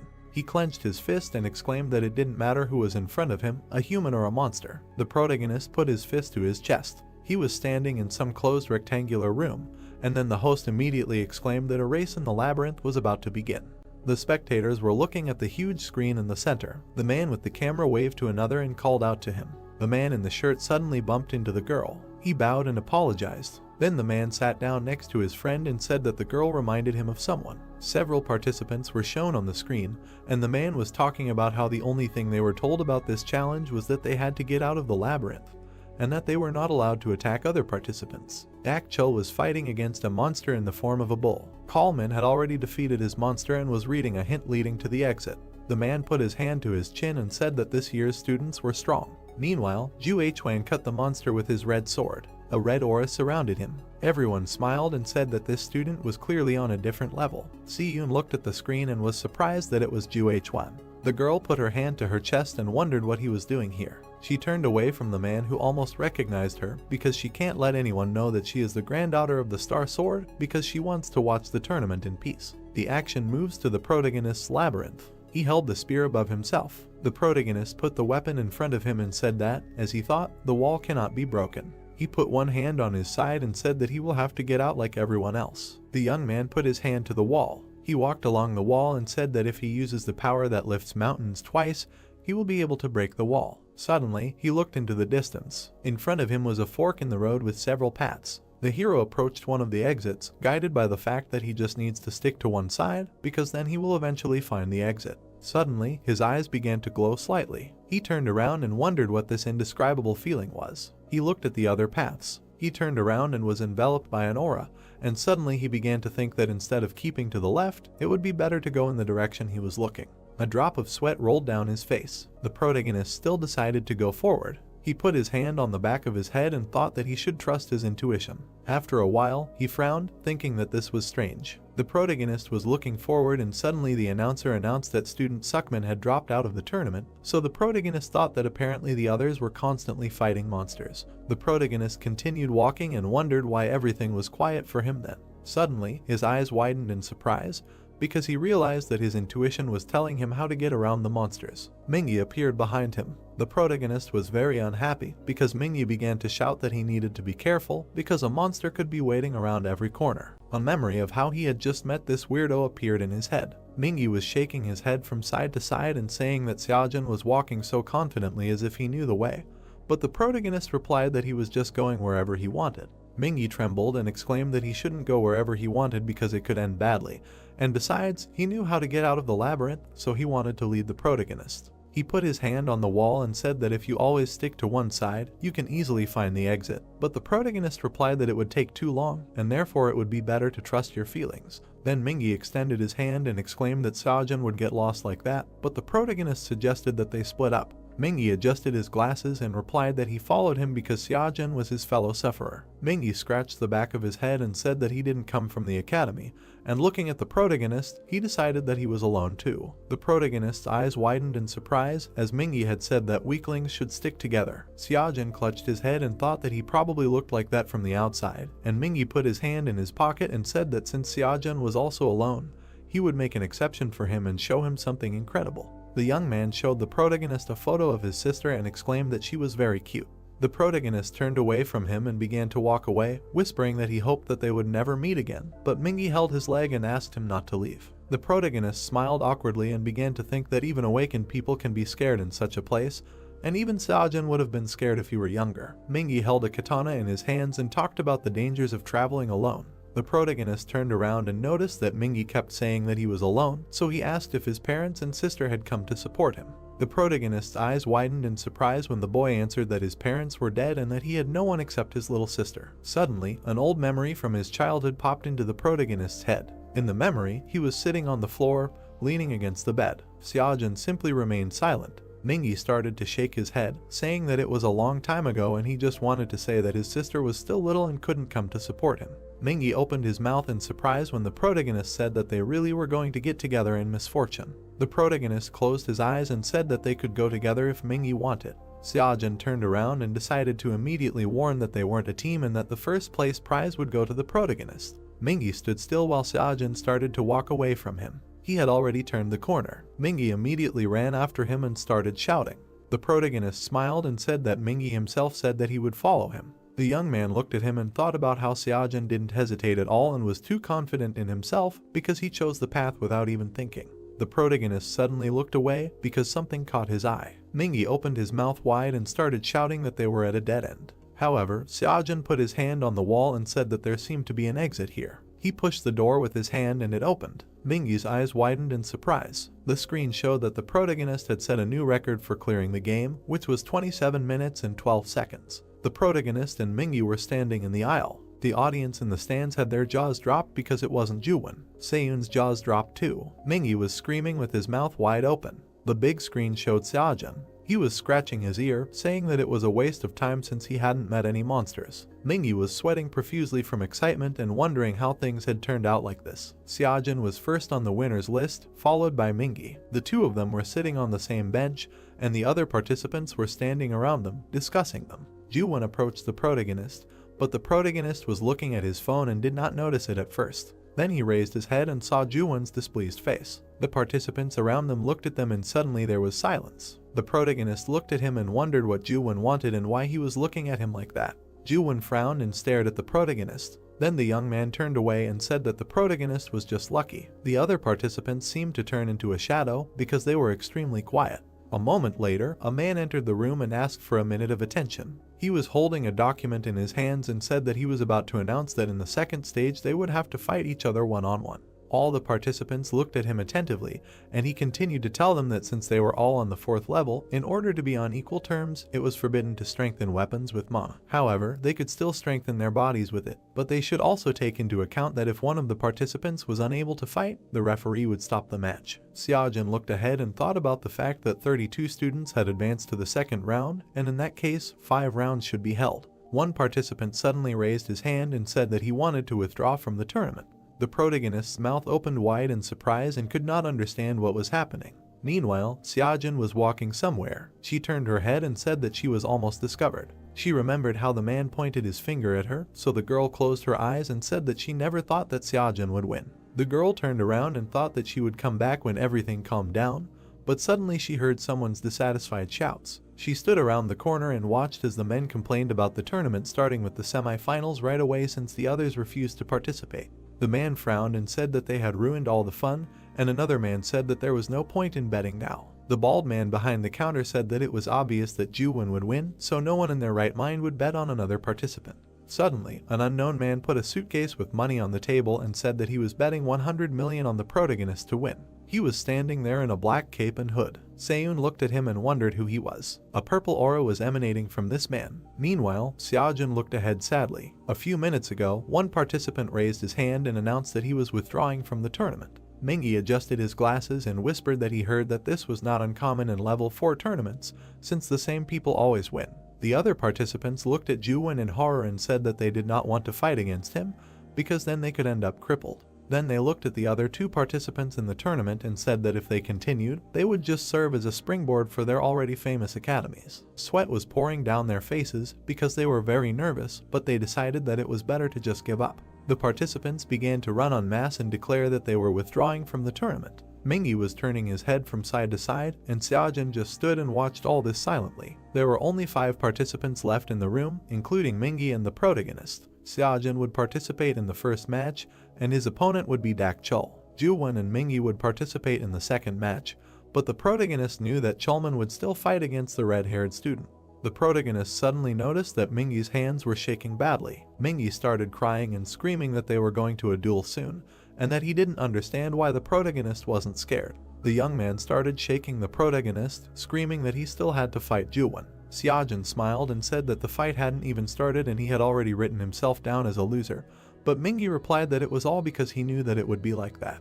Mingi smiled awkwardly when the protagonist suggested that he withdraw from the tournament. Mingi lowered his head and replied that he couldn't, and at that moment the tournament organizer entered the room and called them to a fight. Xiaojun stood up and said that since he had decided to fight, he should fight until the very end, because maybe he would be able to win. Mingi suddenly grabbed his hand. The young man stood up and silently looked at the protagonist. A drop of sweat was sliding down his cheek, and he asked if Xiaojun wasn't worried. The protagonist smiled and replied that he only cared about how much experience he would get for the fight. He turned around and said that 100 million were waiting for him. The protagonist stood in the center of the large arena while the commentator talked about how now that all the punks had been eliminated, only the strongest remained. Xiaojun raised his hand and greeted everyone, thinking that the commentator had done a good job of explaining that everyone had simply dropped out of fear. The protagonist looked away. Dak Chol was smiling and saying that he felt sorry for the protagonist, since he had won the first round and had immediately run into him. Dak Chol turned away and started shouting that luck had apparently turned against the protagonist. An evil grin immediately appeared on the student's face when Xiaojun replied that it was too early to judge who was unlucky. Dak Chol ran at him, shouting that he would make him regret his words. Xiaojun smiled calmly. Mingi sat with his head down. He raised his head when he heard the fight start. Juwon was standing in front of him in the room. The red-haired boy was frowning and looking ahead, and Mingi, looking at him, was thinking that he would soon come face to face with him. Mingi was shaking and recalling the words of the main character that if he decided to fight, then he should fight until the very end. He clenched his fist and began to think that both Dak Chul and Juwon represented famous academies, and therefore people like him and Sajin were not their equals, and therefore Mingi decided that it was worth giving up before it was too late. But suddenly everyone's mouths opened wide in shock. Mingi's jaw dropped when the commentator exclaimed that the fight was over in the blink of an eye. Sajin was standing over his opponent lying on the ground. Juwon looked away and said that the scum belong among the scum. Suddenly, he turned his gaze to Mingi. The boy stood up from the bench. A drop of sweat rolled down his cheek as he was very nervous. Juwon grinned viciously. A moment later, we see Dak Chul swing his axe. However, Seojin dodged the blow, and the commentator noted the crushing power of the student with the axe. Seojin watched the fight closely, and the commentator noted that the protagonist easily dodged the enemy's attacks. Dak Chul opened his eyes wide and wondered what was wrong with the protagonist. Seojin continued to easily dodge the many attacks that Dak Chul dealt without stopping, so much so that he himself was already exhausted. Dak Chul grinned and wondered why his attacks did not work on the protagonist. A red aura appeared around him, and already standing close to the protagonist, he asked if he could dodge now. However, Seojin blocked his axe with his spear. The axe landed on the ground behind the student. Dak Chul fell to the ground. The young man trembled and wondered if he had lost. And here we see the scene again where Seojin stands over his defeated opponent. After a while, he was looking at his phone. He was leaving the arena and saying that he thought he would get more for fighting other students. He frowned deeply and wondered what he should do, because not only would he not have time to complete the Buddha course, but also Chiron and even the Hegemon King, since his free pass would expire in 52 days. He entered the waiting room, thinking about tightening his belt to save up for a spear and extend his pass, and therefore he simply had to win. Mingi immediately stood in front of the protagonist and began to say that he saw his fight and realized how strong Seojin was. The organizer entered the room and warned the participants of the second duel to get ready. Mingi suddenly trembled. Juwon stood with his head down. He touched Mingi with his shoulder and, calling him names, ordered him to get out of the way. Seojin silently watched the red-haired student leave, and Mingi asked if the protagonist remembered Mingi telling him in the labyrinth that they needed to stick together. The boy lowered his head and said that he didn't know why, but when he saw the protagonist, he felt a kindred spirit, and so when the protagonist defeated Dak Chul, Mingi was happy as if he had won, but at the same time he envied the protagonist. The protagonist silently watched him, and the boy continued to talk about how he was never lucky and had no talent, and was also not as strong as the protagonist. Mingi clenched his fist and exclaimed that he only wanted his little sister to be proud of him. Mingi ran to the duel, and Seojin told him to give it his all. Seojin smiled as he watched. The screen showed two opponents. Mingi stood with his back to Juwon. He put his hand to his chest and began to convince himself that he would succeed. Juwon frowned and ordered him to stop mumbling, as it was annoying. The judge stood in front of them and began to remind them of the rules, but Juwon at that moment was only thinking about how humiliating it was to participate in such a tournament. Mingi stood with his head down. Juwon frowned, and his eyes glowed blue. Mingi seemed to be in the dark. The young man looked away, and the red-haired man looked at him attentively. He imagined him as prey in the form of a roe deer. He saw how Mingi, in the form of prey, looked at him with fear. Juwon imagined that he was a predator like a tiger, and therefore his opponent was just prey. The young man frowned and mentally said that he was just lucky, and therefore he needed to remind the worm where his place was. They stood opposite each other, and the red-haired one thought that he should have won both stages because he was head and shoulders above all these worms. Mingi looked at him with a frown. He held his sword in front of him, although he was shaking. Juwon got angry when he saw this and wondered if this worm really thought he could win. The red-haired one turned to the judge and asked when they would start, and the judge replied that they would be announced soon. Mingi looked ahead and thought that he would do just like Seojin. Juwon looked ahead and thought that there was no point in this tournament in the first place. He immediately attacked Mingi, exclaiming that he would finish everything with one blow. Mingi managed to block the attack. The red-haired one struck again, but Mingi, surprisingly, was able to block the attack. Juwon looked at him and called him a pathetic worm. He immediately hit him in the stomach with the handle of the sword and shouted that he shouldn't have come here in the first place. Blood spurted out of Mingi's mouth. Mingi was kneeling and writhing in pain. Juwon was walking towards him while the boy was thinking that he couldn't win.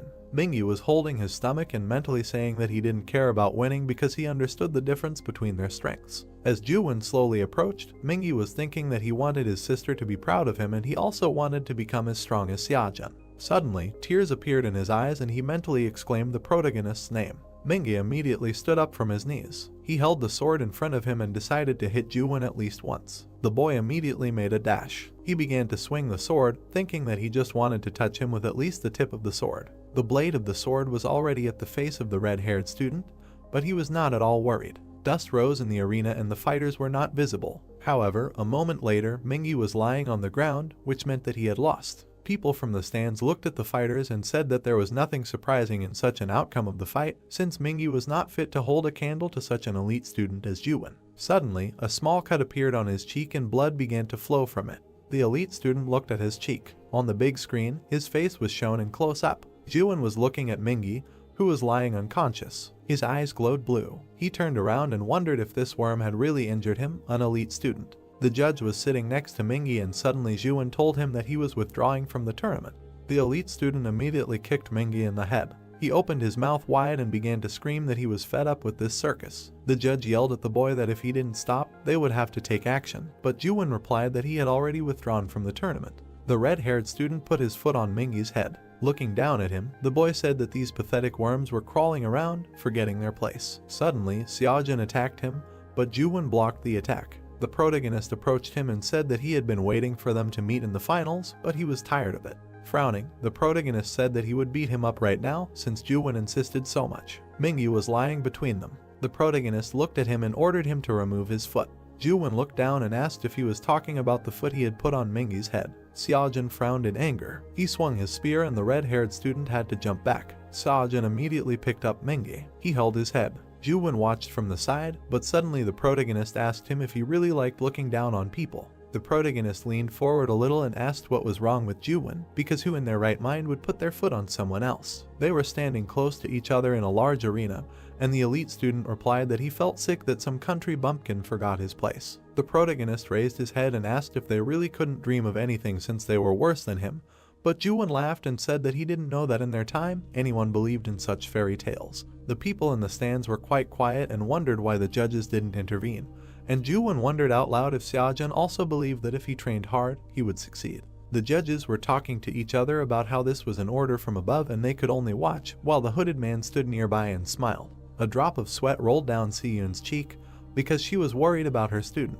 Juwon extended his hand and said that the world was arranged in such a way that if a person had no talent, then he was nothing, and in order to achieve success, you need to step over others, so, according to him, there was no place for dreams here, and in the world there were only worthy people and losers. Xiaojun's eyes widened in shock. He held Mingi in his arms and mentally said that in fact, he himself used to think the same way. The protagonist began to remember that all those 9 painfully long years when he endured everything just to become a hunter. He worked at a construction site and was constantly faced with harsh reality. The protagonist hated himself for his helplessness and the fact that he had no money or talent, and his job was just keeping him afloat, but he could not achieve more. And so the protagonist thought that perhaps there was nothing more pathetic than clinging to something that cannot be achieved with hard work. And he remembered how many times he asked himself how his life would have turned out if he had given up, if he had chosen a different path. He turned to the judge standing behind him and asked him to take care of Mingi. He passed by the judge, thinking that he was constantly giving into fear, doubting himself, and he understood that this is how many people fall into despair. The protagonist stood in front of the elite student. He looked at him with wild eyes and asked him what he would say to this. Xiaojun rushed to attack, and the judge began to shout that this was against the rules and asked him to stop.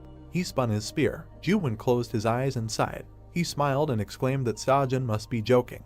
The student immediately blocked the attack. They got closer and Juwon called the protagonist a pathetic bug, but the protagonist replied that Juwon was a bug. The protagonist jumped back. The elite student lunged and swung his sword. Xiaojun retreated, fending off the enemy's attacks. The protagonist frowned and thought that it was no wonder everyone thought highly of Juwon. The elite student's eyes glowed blue as he continued to attack, while the protagonist began to think that in the fight with the previous opponent, he was sure that he would win, but now everything was different.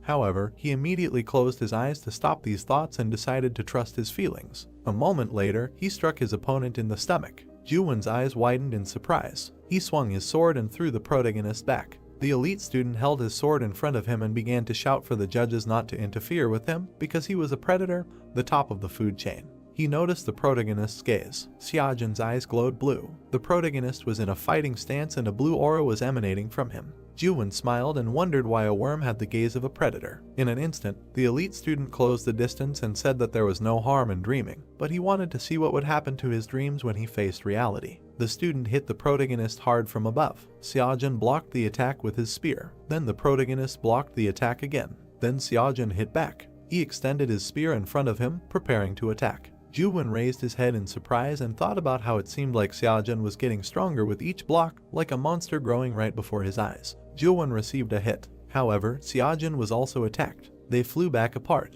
The elite student lowered his head and wondered if he was pushed away by some kind of worm. A red aura enveloped him and he said that it would not happen again. Seojin's eyes widened as he saw the aura, and he also thought about how he couldn't control mana yet, so he had nothing to fight back against the elite student.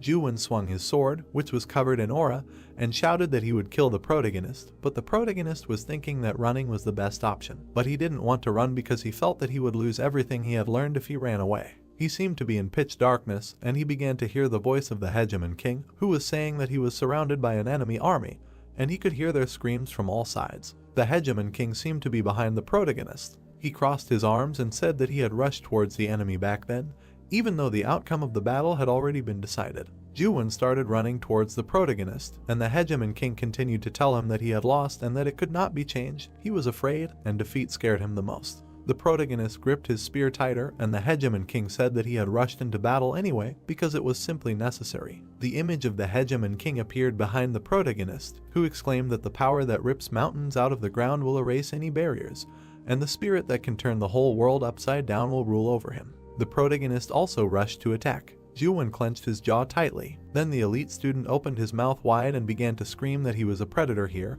and they were his mat on which to wipe his feet. They were already in front of each other, and the judges were running towards them to try to stop them. Jiwon opened his mouth and screamed for Seojin to die. The protagonist swung his sword and began to scream. They struck each other and their auras collided. The entire arena was illuminated by a bright light. The guards were lying on the ground. The surrounding area was covered in dust, but the silhouettes of two youths who were still standing could be seen. The protagonist's head dropped and he began to fall to the ground.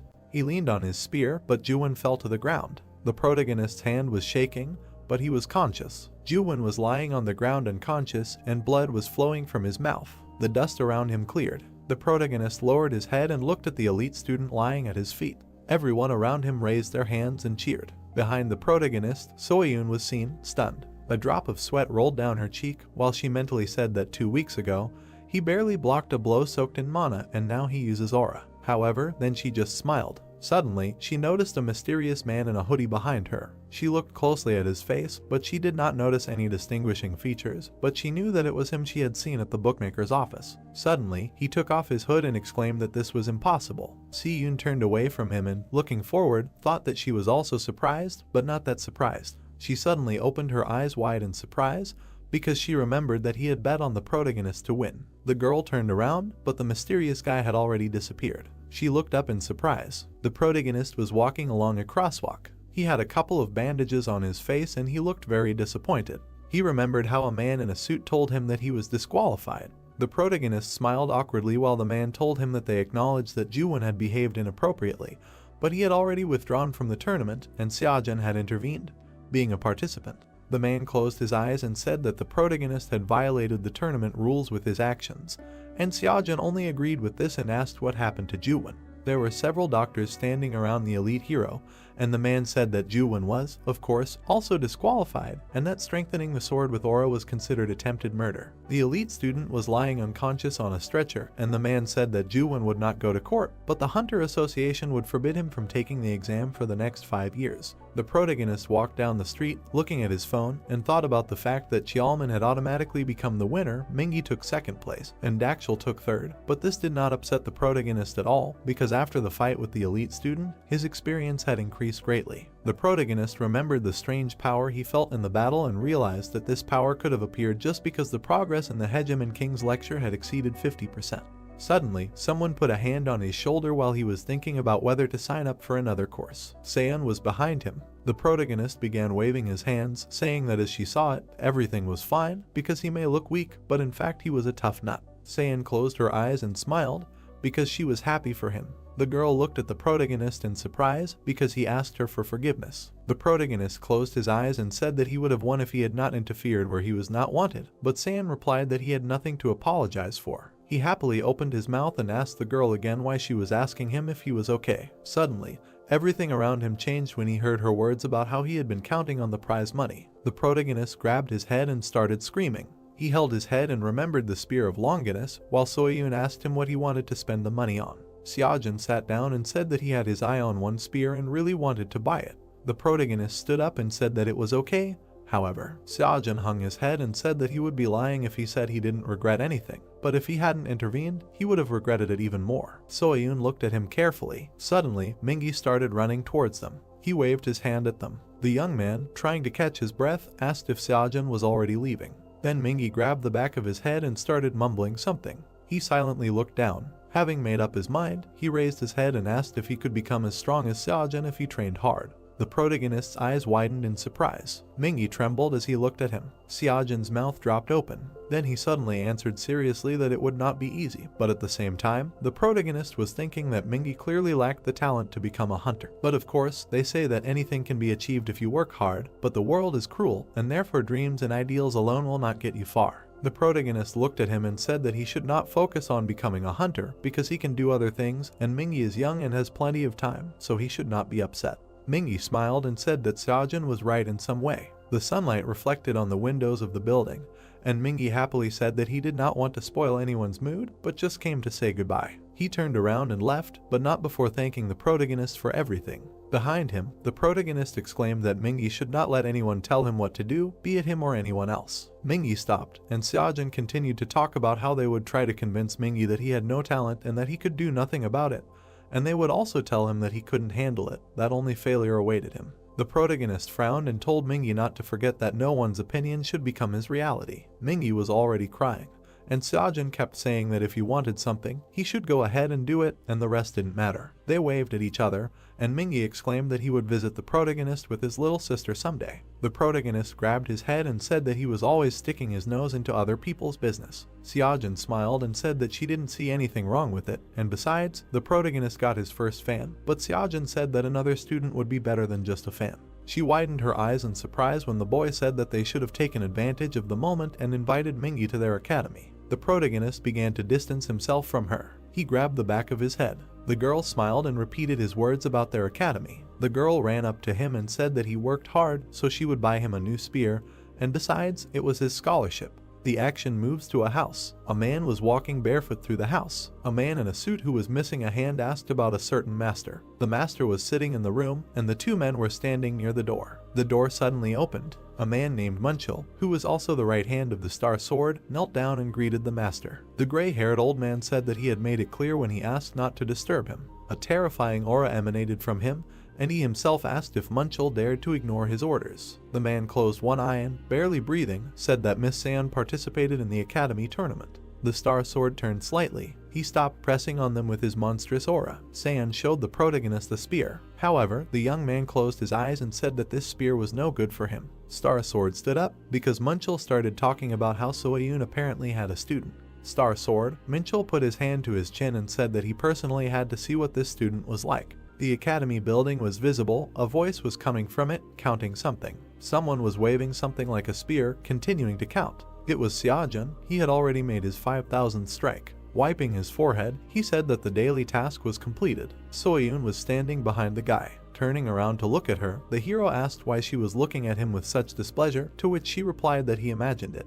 Remembering the situation when the protagonist wanted to buy a new spear, the girl said that he had chosen it so meticulously, but in the end left with nothing, to which he replied that he was simply not worthy of such a gift. Pointing her finger at the young man, the girl said that he was not the type to refuse such a gift. The guy, imagining the spear, understood that since he saw a weapon created by transcendentals, he could not even look at a regular one. Tears appeared in the hero's eyes. He knew that it was all because of the calculations, remembering when he tried to ask for a huge amount of money in cash, the price simply increased. He stood behind the money, arguing that apparently money earned dishonestly will not be counted, while the girl said that she was going to pay for everything and such a chance comes once in a lifetime. She turned to Seojin. He looked at her when she asked the question about what kind of mana amplification technique the hero had, to which he replied that he did not know about such a concept. The young man looked at her when she explained to him that without such a technique, he would not even be able to use magic, adding that she personally saw how the hero pierced the armor of monsters, and judging by how he fought in the tournament, his technique was clearly not low class. The protagonist's eyes widened as she continued to say that she had never seen him train her,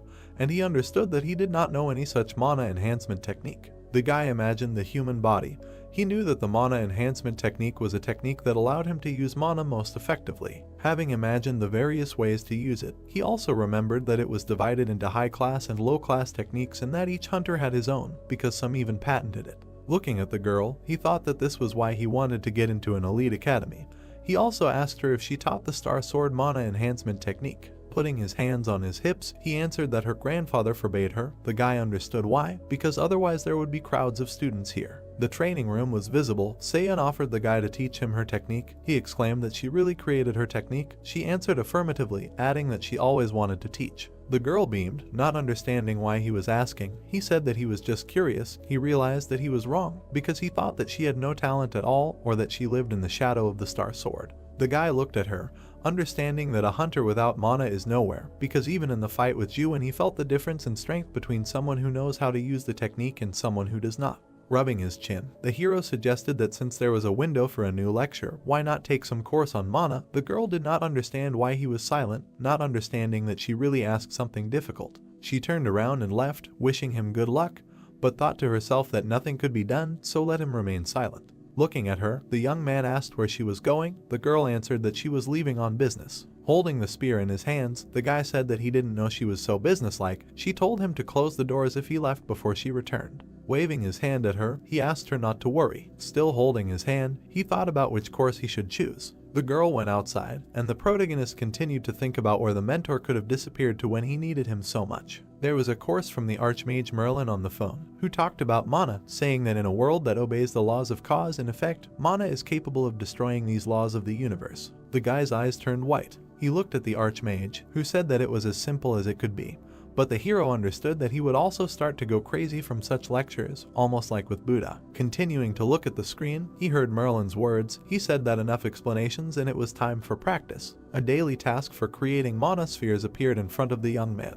He folded his arms and said that he should at least try. His body was covered in a blue glow. Sweat appeared on his face. He understood that feeling and controlling mana was not so difficult, most likely thanks to Chiron's lectures, but it would still be difficult. Although he felt mana, he could not give it a form. The guy closed his eyes, remembering the words of the Archmage, who told him that with the help of mana you need to connect the mind with the outside world, transferring the fruit of your imagination into reality, deceiving it and convincing it that everything happens according to the laws of nature. The hero opened his eyes wide. A small lump of mana appeared in the guy's hands, because as the magician said, this is the most striking example of a force that does not exist anywhere in nature. He looked at it in surprise. A sphere of mana appeared in his hands. He raised it to his face. Continuing to look at it, he said out loud that it most likely will not be counted. The guy frowned, realizing that he would get better and better with time. Someone appeared behind the guy and called out to the hero. He turned to him. In front of him was a star sword. He was thinking that he came here only to see who entered the Saiyan Academy. The man looked at the protagonist, surprised that he had a cloud of mana in his hands,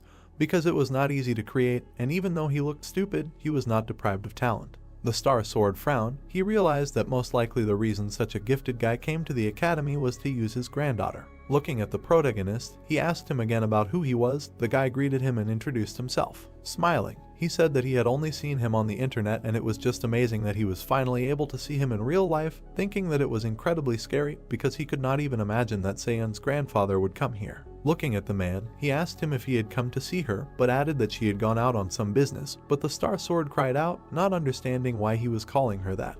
He frowned when he heard the boy's question about whether he had come to see Saiyan. Looking at him, he asked him why he was still standing, but the boy could not understand what he was talking about. Continuing to look, he explained that his killing intent, which was in the air, paralyzed anyone below S class. The hero began to look around, assuming that he could resist her because of his unwavering heart. The man asked him what the boy wanted here. Bowing his head, he replied that he did not understand the Star Sword. Coming closer, the man explained that with such talent, he would have been accepted into any academy, but he decided to get closer to Saiyan, also asking why he did this. Minchell's aura spread throughout the hall and he told him not to even think about lying.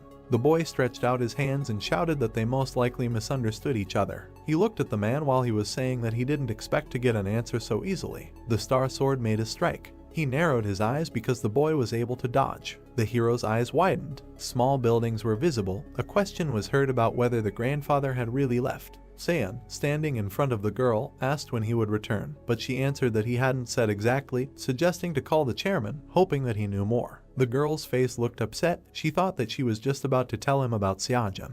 The man stood over the boy, telling him to answer his question. The hero took the spear in his hands while the opponent asked about his goal. The girl, with wide eyes, asked whether the grandfather had really left. The woman stood in front of her. She answered affirmatively. Sweat appeared on Seiyun's face because she wanted to keep everything a secret for as long as possible, but after participating in the tournament, hiding Seojun would no longer be possible. A man stood behind them. The girl agreed to call the chairman. It was Munchel. He said that he was very glad to meet him because Seiyun had not dropped by here for a long time. The woman bowed, saying that she was about to call him, but he did not understand why. The chairman pursed his lips when she said that she came to see her grandfather. Her eyes widened when he answered that he was heading to her academy. She began to run. The woman, resting her head on her hand, asked where she was running so fast. Seiyun ran as fast as she could, not understanding how she could have let her guard down so much, because she knew that he would come, but she just hoped that it would not be so soon. She ran with her eyes wide open, understanding that she must not allow these two to meet. The boy's face was sweating.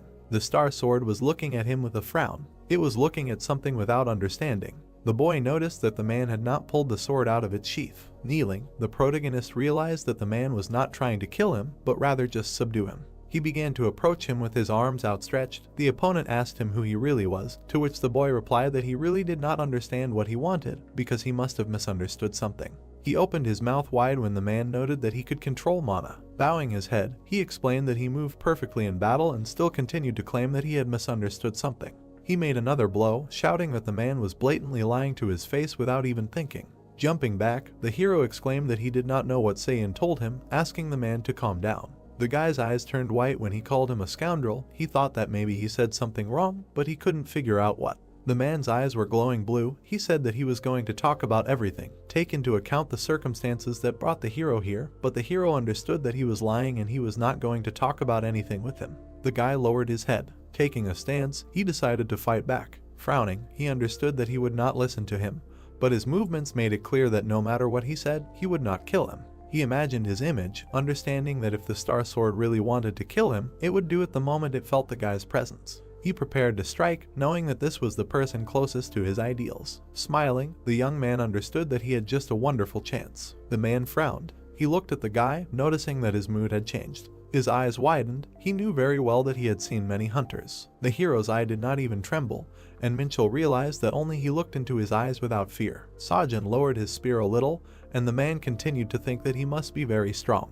He struck at the hero, not understanding what he wanted from his granddaughter. The young man blocked the blows, but did not see them or even feel them. His eyes widened. The star sword hung over him. Gritting his teeth, he realized that he did not notice such a simple blow because its strength was beyond the hero's understanding. He blocked blow after blow. Instantly, he lunged to attack. The man squinted, looking at this. His sword was already flying towards the boy. Throwing it away, he said that it was a banality. The hero lay on the ground while he explained that he only needed to answer. Seojun did not understand what he was missing, because it was impossible for everything to end like this. Getting up from the floor, he knew that tricks would not help. Kneeling down, he decided that as long as the opponent was not serious, he had a chance. The star sword was already in front of him, and the hero knew that everything had to be finished with one blow. He looked at the man with wide eyes, not understanding how to do this. He dodged the first blow. The guy began to lunge for a blow. As he swung, he remembered Merlin's words about using mana, subjugating willpower, so that he could deceive the world, because the figment of his imagination obeys the laws of nature. His weapon was covered in a blue glow. After making a swing, he realized that he was not capable of more now. He hit his opponent. Immediately after, the hero fell to his knees. The man looked at him. The guy sat, wiping his face, when the star sword called him a scoundrel. He was shouting at the guy with his eyes wide open that he had finally shown his true colors, but he still didn't understand what he was talking about since the man had attacked first. His eyes turned white from the hero's words that his words were only making it more painful and asking when Seiun would return.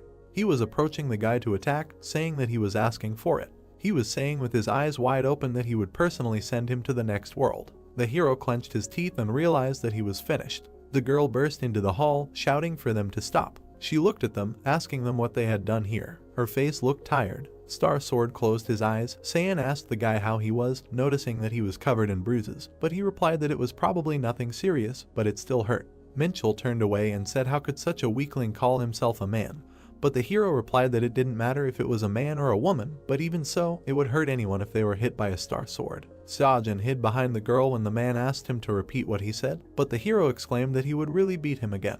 The girl watched this silently. The guy, peeking out from behind Saiyan, asked the man why he did this to him, because if he had such a title, he could do whatever he wanted. She understood that no one had spoken to her grandfather like that before. Putting out her hand, the girl told her grandfather to stop. With wide eyes, she apologized to the guy, who replied that it was nothing, because it was just a few bruises and there was nothing wrong with it. She bowed, adding that she would explain everything later. The guy's eyes widened. The girl stood with her head bowed. She bowed to him again when he said that it looked like he would have to go to the emergency room after all, so he should probably go, to which she replied that he shouldn't worry, since she would pay for the decision. She smiled when the hero said goodbye to her, mentally thanking him for understanding. The girl turned around. She went to her grandfather. Looking at him, she added that they needed to talk. They looked at each other in silence. The girl widened her eyes, realizing that although she had decided that she would tell him everything, she could not open her mouth now. The man said that Seojin was kind of suspicious, asking his granddaughter to stay away from him. Clenching her hands into fists, she replied that he was not suspicious. She squeezed her hand harder, hearing her grandfather's question about how she knew. She stood there, remembering all the times he told her that she didn't know anything, that she should listen to him. She realized that she had been listening to this her whole life because her grandfather completely ignored her opinion.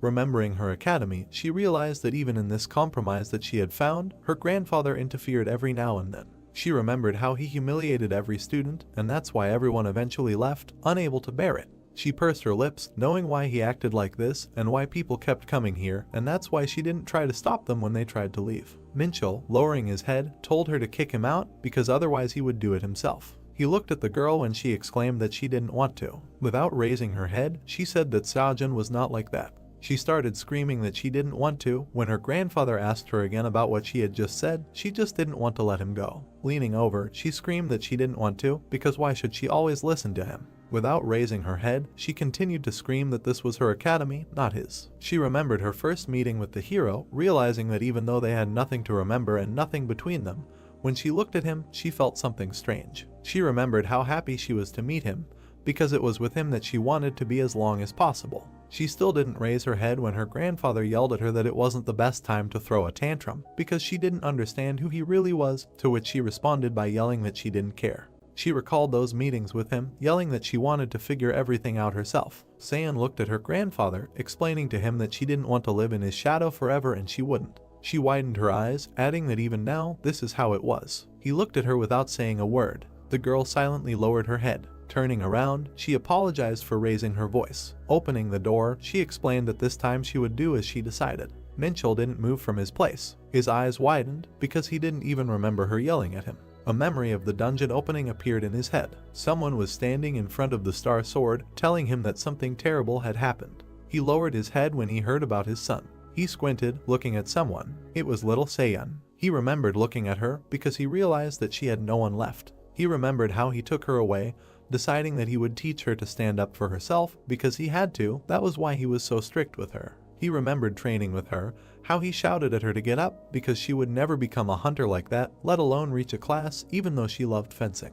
He remembered how he stood in front of her, not wanting to let her become a teacher, even though she wanted to go down a different path. He remembered how he yelled at her, convincing her to do as he said. He remembered the fear in her eyes, because he always oppressed her. Now, as she walked away from him, he knew that it was bound to happen sooner or later, but he just didn't want to think about it. Raising his head, he realized that this was how it ended after all. Looking at the empty hall, he realized that she had rebelled after all. The power plant was visible. Someone was walking towards it. It was Seojin. Rubbing his shoulder, he said that he was already as good as new and another conversation would not be a problem. Small houses were visible. He remembered how the Star Sword lasted, saying that when it attacked him, he thought that he was a goner, but in the end he got off with minor bruises, although he also noted that it held back, and if Saiyan had come a minute later, everything could have ended much worse. Frowning, he wondered how she could have lived at all. Last night, Saiyan called the hero and told him everything. Standing by the wall, she talked about her relationship with her grandfather. Rubbing her head, she also mentioned what happened to the past students. As he imagined her in the Star Sword, he knew that she was keeping a lot of things quiet, but it was enough to understand how she felt and why her grandfather treated him like that.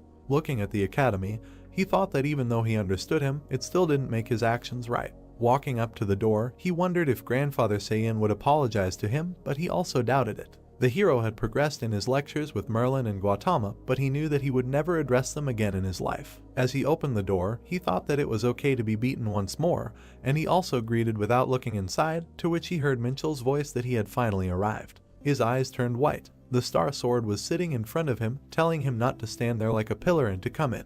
The boy smiled nervously when he ordered him to sit down. He did not understand that he was really going to beat him again. Sitting in front of the hero, he first said that the boy and Saiyan had an agreement. Frowning, the man asked him if that was all, to which he answered affirmatively, adding that he had nothing to hide. Looking at the boy, Minchel understood that most likely he was not lying, but still did not understand where he got such talent and so much strength, because he had never seen so much power in an ordinary student. Rubbing his chin, he thought that when he got angry, the hero was not just not scared, but inspired. He asked the Star Sword if he could go. The man asked where he was going. Opening his eyes, he heard the boy's words that he was going to train, realizing that this was what he needed. The academy was visible. He understood that thanks to this he would immediately understand what he was hiding. Minchel stood there, squinting, not understanding what was going on. Looking at Sajin, he thought he was out of his mind, because he was looking at a switched-off phone, despite the fact that there was nothing on it at all. He tilted his head and turned to the boy, asking if he meditated. The boy asked again and answered that he did something like that.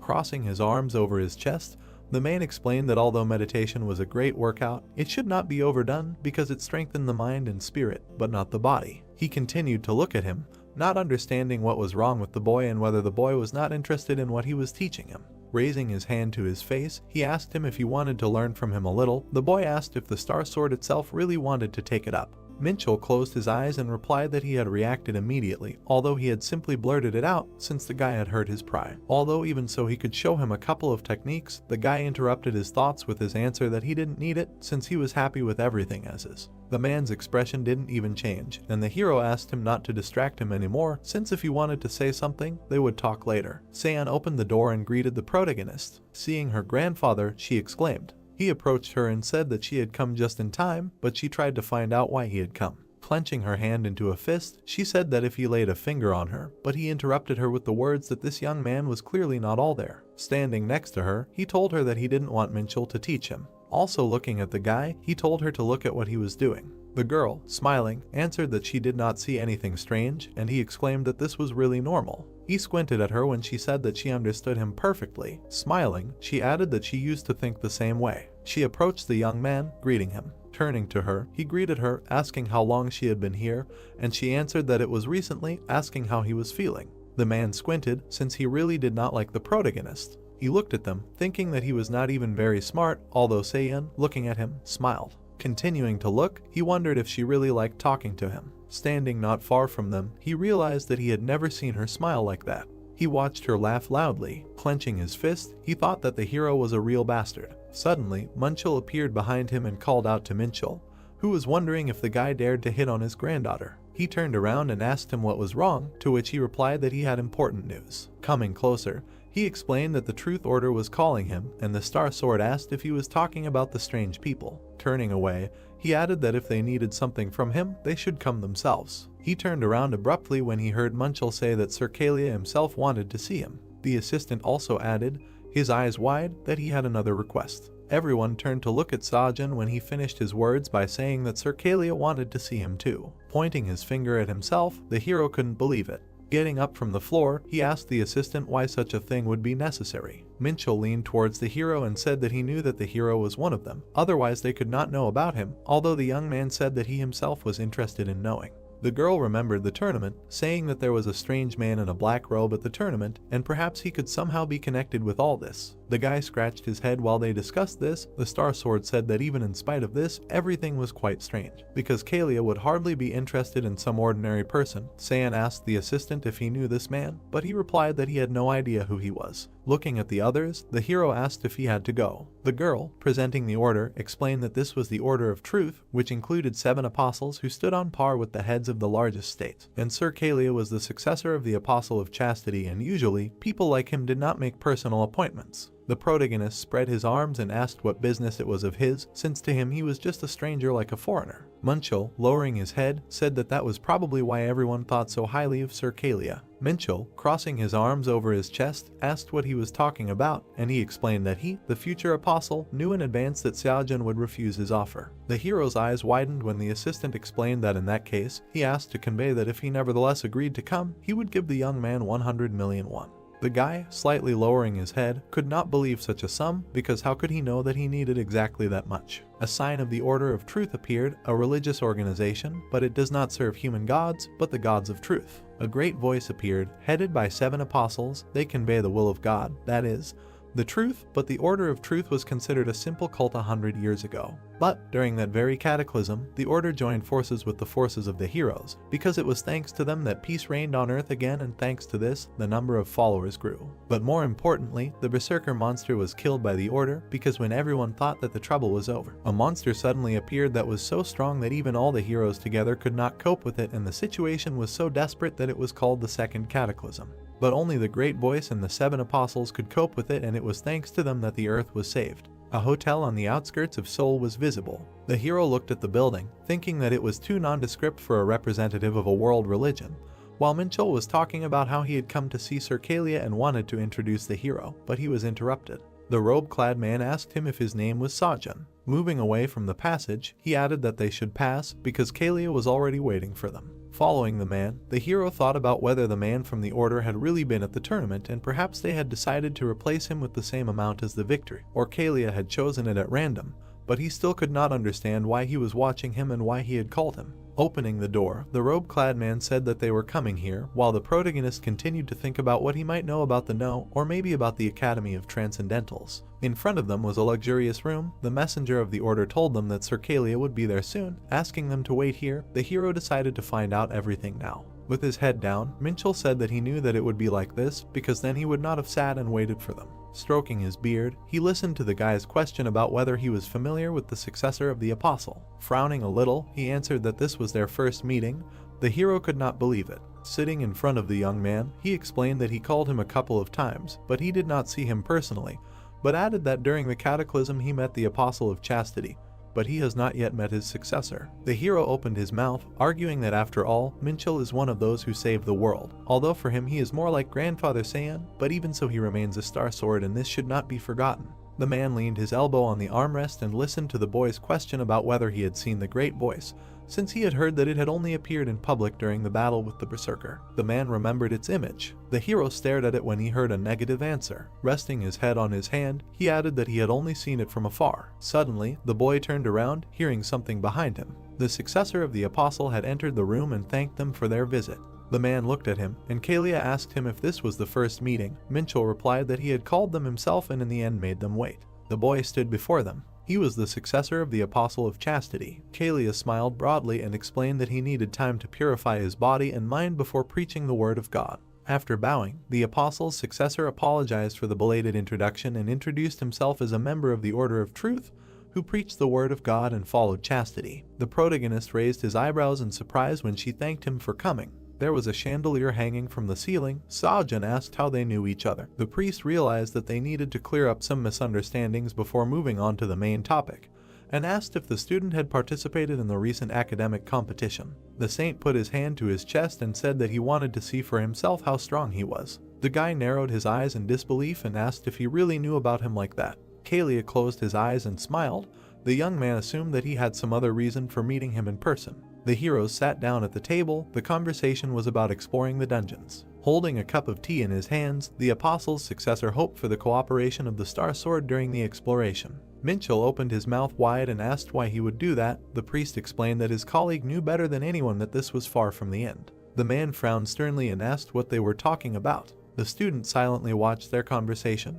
The saint told him that there was a report of a distortion in one of the dungeons in Korea. The old man put his hand on his knee and thought about it when she stated that this was the decision of the Order of Truth and that they absolutely had to check the state of the dungeon. Star Sword narrowed his eyes and suggested that this was why the blonde man had flown to Korea to strengthen his position. Kalia brought the mug to his mouth and nodded slightly. The successor of the apostle realized that he was not so easy to fool. Minchel leaned back on the sofa and said that it was impudent of him to say that this was the decision of the Order of Truth, because it was not even funny. The priest put the cup on the table and asked if his colleague could help him. The man replied that it depended on what they were willing to give him. The old man rested his elbow on the arm of the sofa. The saint realized that he would not be given a favor here and remembered that his granddaughter founded the Hunter Academy. At these words, the Star Sword sternly knitted his brows. A dark aura appeared in the room, so strong that the protagonist's entire body went numb. Sajin's eyes widened in surprise and thought that this was the true form of murderous intent. Minchel flashed his fiery eyes and threatened to kill the guest if he tried to involve Saiyan here again. Kalia lowered his gaze and realized that he had made a mistake. The man's lips trembled as an apology followed these words. The dark aura in the room dissipated. The apostle's successor said that he had nothing more to offer and decided to exchange a favor for a favor. The old man asked him if he could be trusted, because tomorrow the blonde could say that there was no deal. The heroes looked at each other. The priest said that he could give him an oath in the name of the Order of Truth. Star Sword asked if this would be enough to determine the place of the apostle. The saint replied that after this he would definitely not be able to lie. In the end, Minchel agreed and they shook hands. Sajin flinched when he was called out. The saint turned to him and explained that the Order of Truth wanted to become his sponsor and help him with various things that the academy could not take care of. The boy frowned and asked what he would need to do if the order became his sponsor. Kalia closed his eyes and said that they would not ask for anything in return and that it would be enough for them to be close. The heroes sat in a spacious office. The boy asked what would happen if he refused. The successor of the apostle said that then they could not do anything about it. The student decided that such a thing did not happen and that they would still want to receive payment for their services. The hunter said that this offer did not appeal to him and promised to think about it if the member of the order answered his question honestly. The priest smiled and asked what interested him. The protagonist opened his mouth furiously and was about to ask a question, but stopped. The saint looked at him with a smile. Sajin realized that he would not be able to find out the answer if he lied or evaded the answer, and asking directly was too suspicious. The guy put his hand in his pocket. The young man showed the guest his phone. The student grinned and asked if he saw anything on the screen of this smartphone. Kalia squinted in displeasure. Gautama was depicted on the screen. Some believe that the soul determines who a person really is, and that even after death and reincarnation, the essence of being must remain the same. Holding the phone in his hand, the hunter repeated his question. The protagonist opened his mouth in surprise when the successor of the apostle said that this was a very strange question and that it was too difficult for him to answer it. Sajin pulled his hand away and said that he couldn't do anything if the guest didn't want to answer his question. The boy frowned when the priest said that he saw a black screen. The saint clasped his hands and asked if he was satisfied with this answer. The answer was affirmative. The boy closed his eyes. Kalia asked him to think again about accepting the sponsorship. The student smiled and said that he refused it. Night fell. The successor of the apostle stood by the window. The priest asked how everything went. The man in the robe approached him and said that they were unable to find any distortions. The saint asked if they had checked everything for sure. Kalkos spread his arms and swore in the name of the Order of Truth. Biting his thumbnail, the blonde thought that the unremarkable student's question about the smartphone screen had caught him off guard and wondered what this nagging feeling was left in his chest. The boy said that he needed to report to another apostle, crossing his arms over his chest. Kalia asked him to continue observing the distortions and asked what happened to the other heroes. The apostle's successor looked down thoughtfully when the young man answered that he had called everyone except Soul Blade and Dark Sword, who had not been seen for a long time.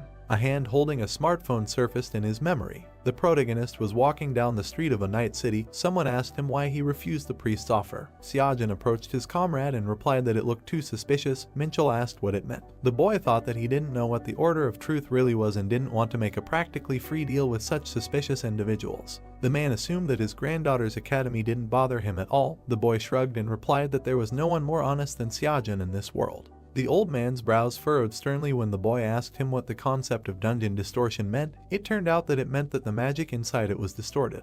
A bright flash appeared in the starry sky. This happens because the difficulty of the dungeon is different from the value it had when it was formed. Such dungeons have many side effects and very often break through early. The student asked how this was even possible. The hunter shuddered in surprise when Star Sword explained to him that now such things can be seen extremely rarely, but during the cataclysm such things happen very often. The protagonist asked what Kalia meant by "it's not over yet." Minchel turned away and asked him not to worry so much since the cataclysm had long since ended. Sajin pointed his hand in the other direction, where the academy was, and asked where his comrade was going. The man replied that he didn't need to know. Suddenly, the old man stopped. His eyes turned white. The star sword threatened to kill the student if he tried to do something strange to his granddaughter. The stars were shining in the sky. The guy assumed that this meant that the teacher recognized him. Minchell said that this meant that he was watching him. Then the young man asked if this was why Seojin was distancing himself from him. The man frowned furiously. His mind rope broke. His body was covered in fire. The student laughed and decided to quickly retreat. The stars illuminated the night city. The old man thought that the student was right about something. There was a sign on the building. The hunter was upset that the star sword always used force when they disagreed. The protagonist returned home and decided that he needed to quickly become stronger to confront him. Soyun approached him and asked him where her grandfather was. Seojin replied that Minchul was walking with him, but then changed his mind and went the other way. The girl asked if he said anything strange. The guy opened his mouth in surprise and answered negatively, asking her not to worry about it.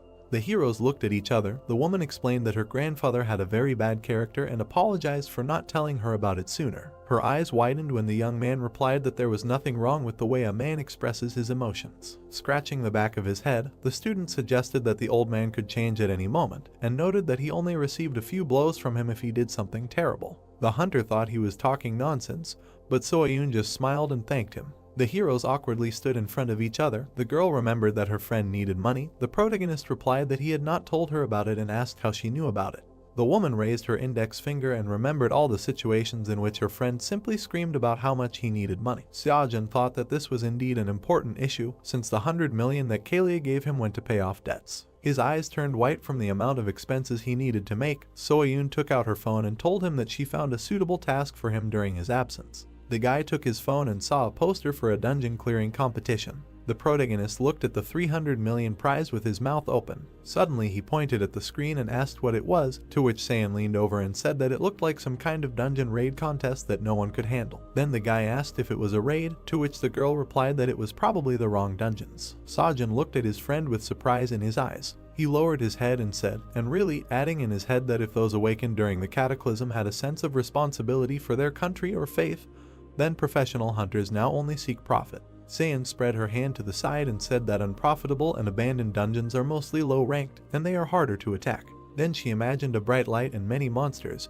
and then said that if the dungeons are not cleared quickly, they will explode after a while, releasing monsters, so no matter how low-ranked the monsters are, they will still pose a threat to society. At first, such dungeons were monitored by state hunters, but it was ineffective to send them to such a seedy place, and in the end, the state solved this problem in another way. After listening to the girl, the protagonist pointed to the phone and asked if they should have a dungeon clearing competition, right? To which she replied, exactly. Then with an extended finger, she said that the dungeons are just a level that even an ordinary student can handle anyway, with the strength of the students now more than enough to handle them.